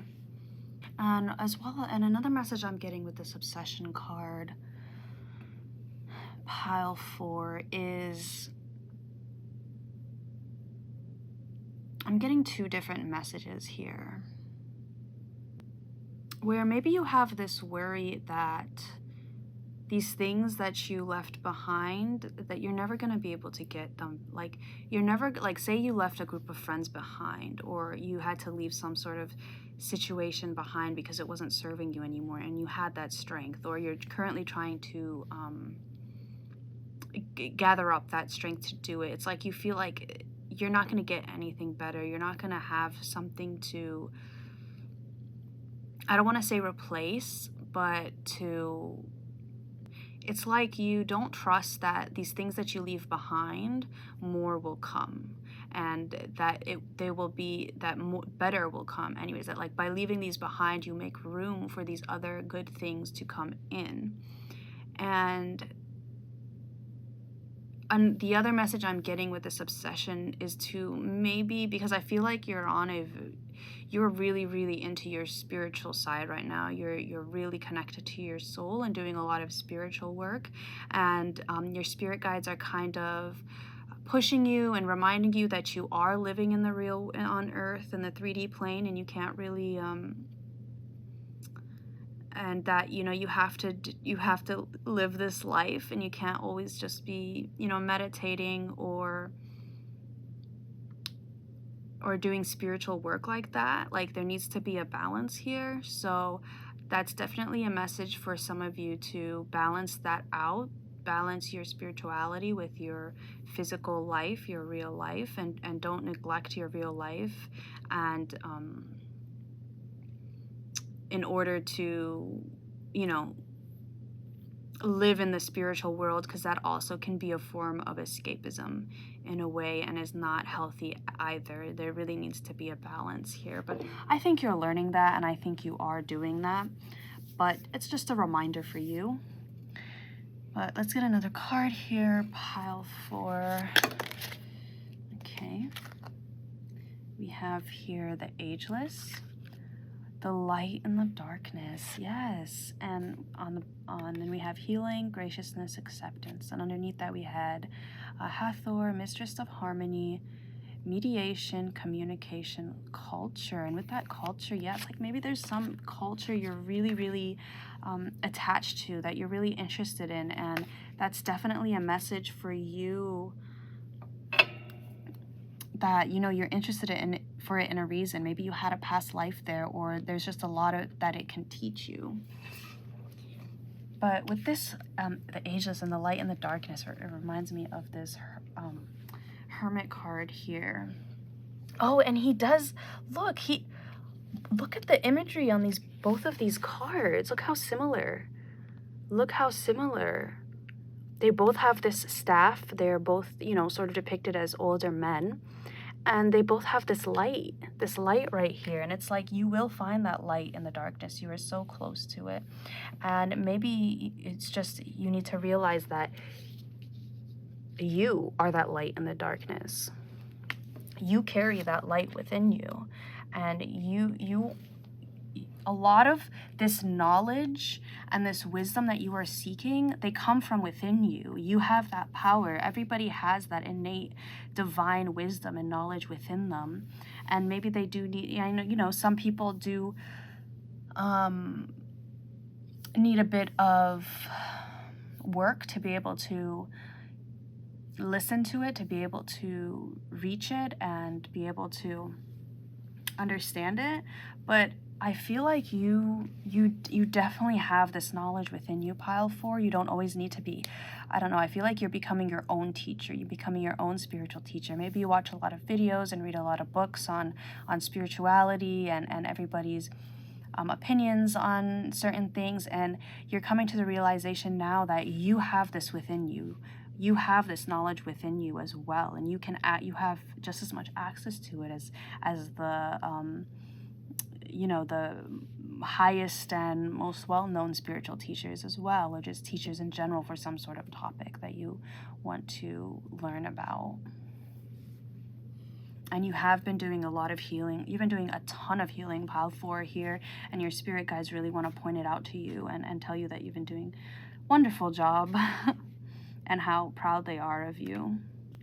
And with this card as well, pile 4, with this acceptance, it's like you're accepting that there's certain things in your life you can't change. There's certain people in your life that you can't change, and you are accepting that and you know, perhaps just distancing yourself from those people, or just distancing yourself from the need or the thought to, like, I need to change these people, or I need to control these people, because sometimes people are just not going to.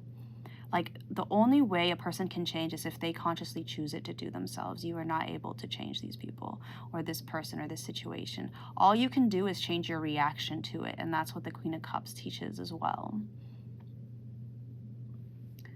But let's get a card here, pile 4, for a chakra and crystal message for you from your spirit guides. Okay, I'm going to take the one on the bottom that fell out. So we have here the sacral chakra with peach moonstone, fertility, let your life burst forth from the seeds of creation. You can see that. Let me see. Going to move these a bit.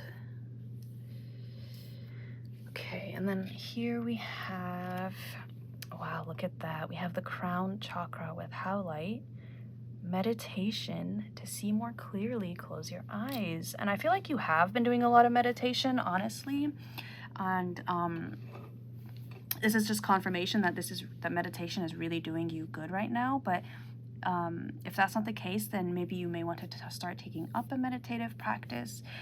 because that will really help you, and it will really help you to step into this new life and give you the courage and the strength to leave this old life behind, as well as give you guidance and messages on where you are being called to journey to, and will allow you to better connect to your spirit guides yourself. But let's go ahead and get some songs for you, pile form.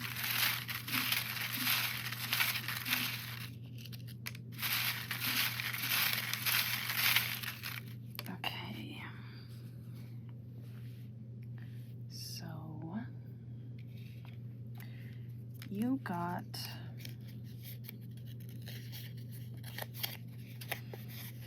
you have Enemy by Imagine Dragons and JID or JID, I don't know how it is pronounced.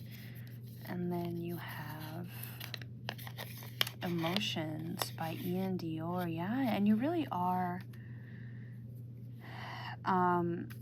like, this isn't what the song means, but just with Emotions and with the Queen of Cups, you really are learning to embrace your emotions and to sort of ride with them. And you know, when you're feeling down, and you accept that. And when you're feeling up, and you accept that. And we have the Whale and Orca Elders here, and just this blue is making me think of emotions and things like that. And with Enemy, it reminds me of this mirror card where it's like, who or what is triggering you? And I feel like you are understanding, or you are learning how to understand why certain people trigger certain reactions out of you, and how to deal with that. And this Enemy, the song in general, what it, the main lyric of it is like, everybody wants to be my enemy, and kind of seeing everybody as an enemy and as against you, and kind of like, if you're not with me, you're against me. And I feel like that's the energy you're really coming out of, and you're learning that just because a person acts a certain way doesn't necessarily, like, you don't take it as a personal attack against you, and you realize that maybe they're going through something and it has nothing to do with you, even though maybe they're a bit rude to you or things like that, or just realizing that, just not taking things as personally, to be honest, and being able to not let other people get an emotional reaction to you or make you feel bad or bring your mood down, things like that. We have Emotions here by Ian Dior, and specifically this is talking about like a relationship, but I would listen to that and see if anything, any lyrics pop. Well, I'd listen to both of them, see what lyrics really resonate with you. For Emotions, whenever I see the song, the lyric that I always think of is, she said I pushed her away with my emotions. And basically not having, and basically, you know, his partner or his ex-partner not recognizing and validating his emotions, and probably saying, oh, you're too emotional, why is that affecting you, and things like that. So maybe somebody has done that to you in the past, or certain people have done that to you in the past, and you're now healing from that, and your spirit guides are helping you to heal from that as well. But let's go ahead and take a look at your bingo divination for this reading pile. For if you are new to my channel, this is just something I do every so often. And so I have this bingo cage here, and we have the balls with numbers on them, and then the numbers will correspond to one of these passages here. Sorry, I'm just trying to make room. And the passages I chose for this are from two different books. They're just some quotes that really stood out to me when I was reading them. And so the first book where the passage will be written in blue is The War of Art by Stephen Pressfield. And then the passages written in pink are from Light is the New Black by Rebecca Campbell. So let's go ahead and get you some. I'm going to get you 3, I think.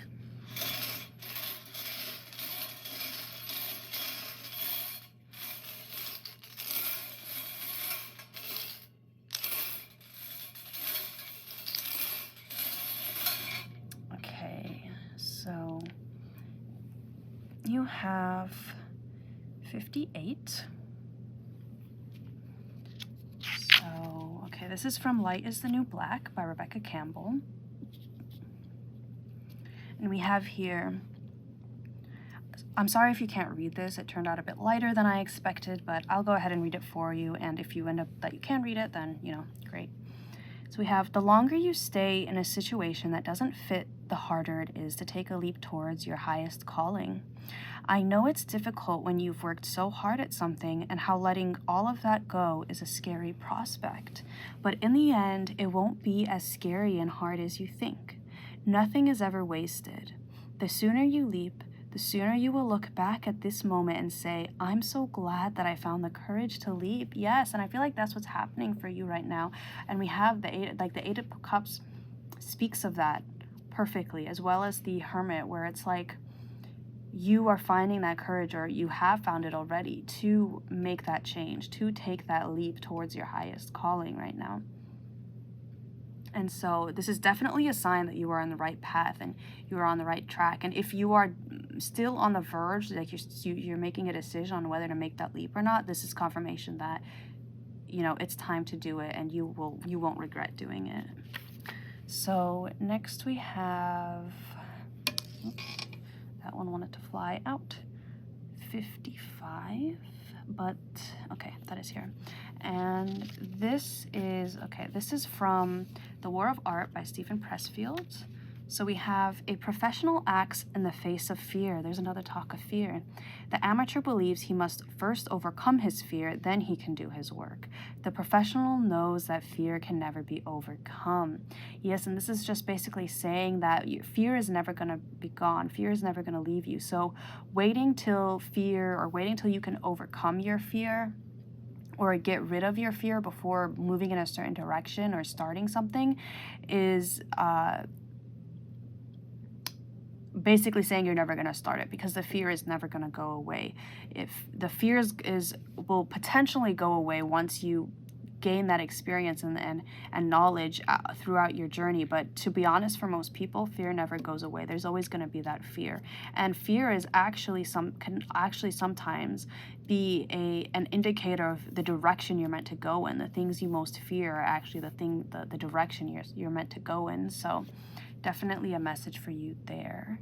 And then lastly, we have 44. Okay, so you have two repeating numbers, and actually while doing this, a ton of repeating numbers came out for some reason. So you may be seeing fives a lot, 555, fives, and then the other one that you had was 4, so you may also be seeing 4s a lot, 444, and then we also had the two threes come out for you as well. So okay, this is also from The War of Art, and okay, I'm gonna read this, but then I want to read the full passage to you, because I feel like that's how you're gonna really understand the whole message of what is being said to you here. So we have, the highest treason a crab can commit is to make a leap for the rim of the bucket.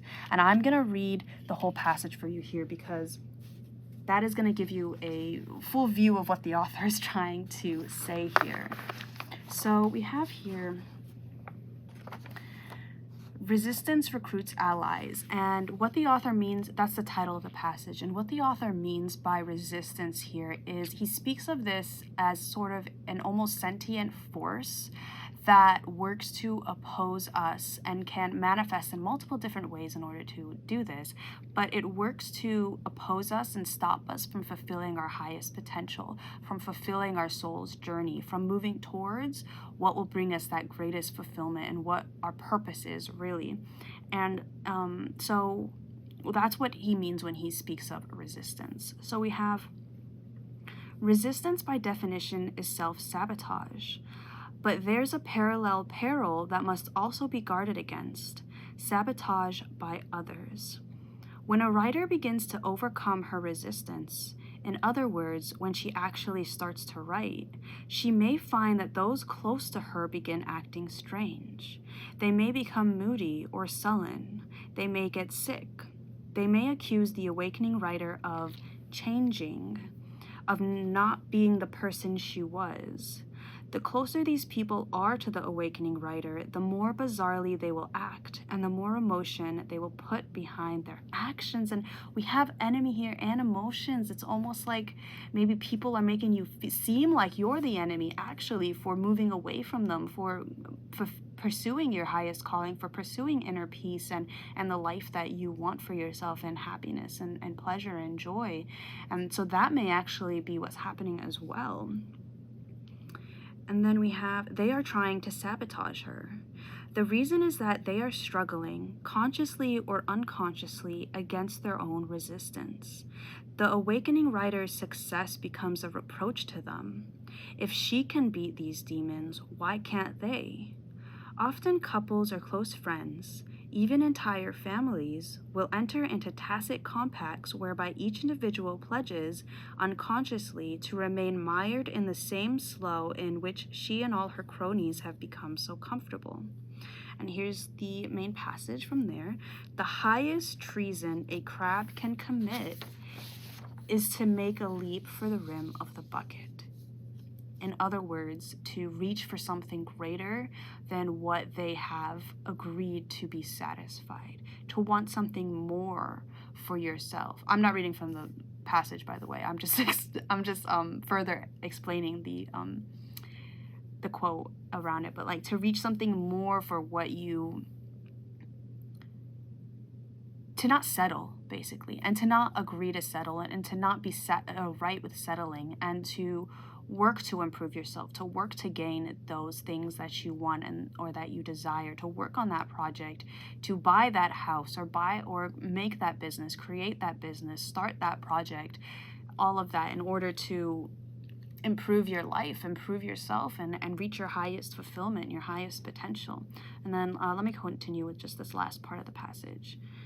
So we have, the awakening artist must be ruthless, not only with herself but with others. Once you make your break, you can't turn around for your buddy who catches his trouser leg on the barbed wire.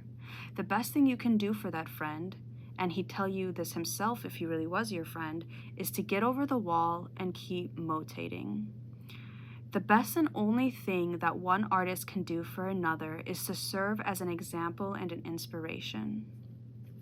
And yeah, so what is that? So if there's people that you've had to leave behind, or that are kind of making you feel guilty or feeling bad for wanting more for yourself, for trying to reach your highest potential and fulfill your purpose.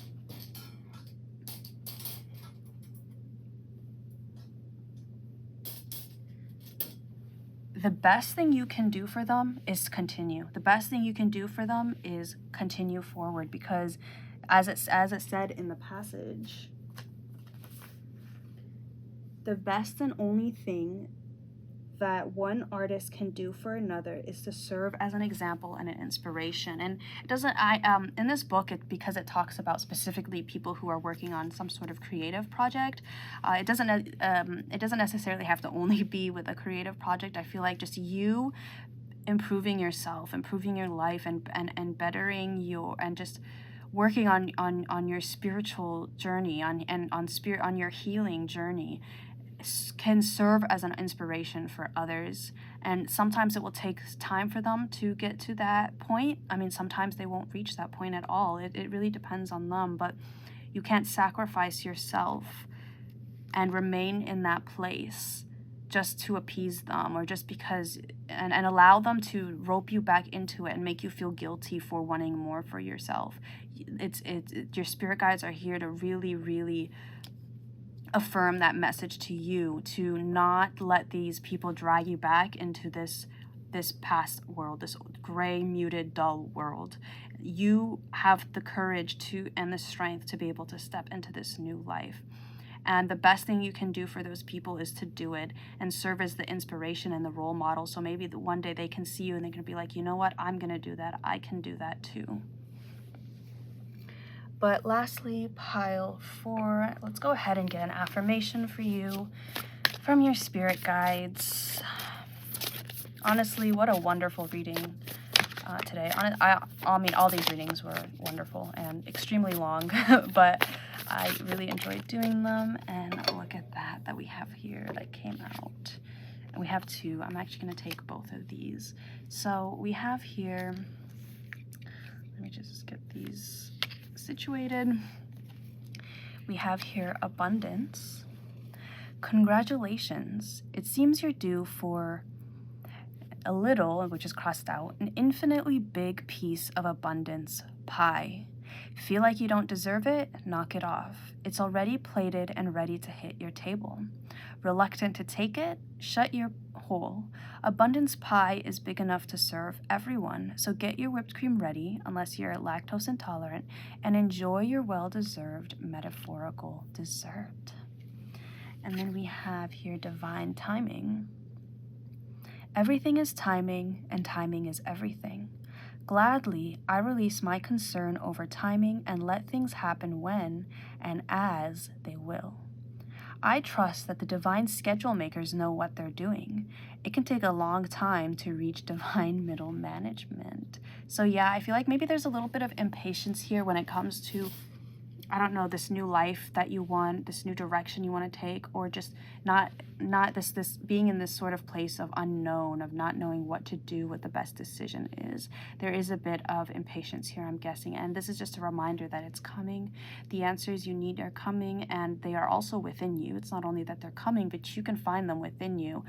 And through this meditation and just with this crown chakra as well. The crown chakra is how we receive these divine messages, how we receive the messages from our spirit guides and from the divine and things like that, and that divine knowledge. So maybe you would like to work on your crown chakra as well as the sacral chakra, which is all about creativity and creation and life and birth and things like that, and sexuality as well, which has to do with creation.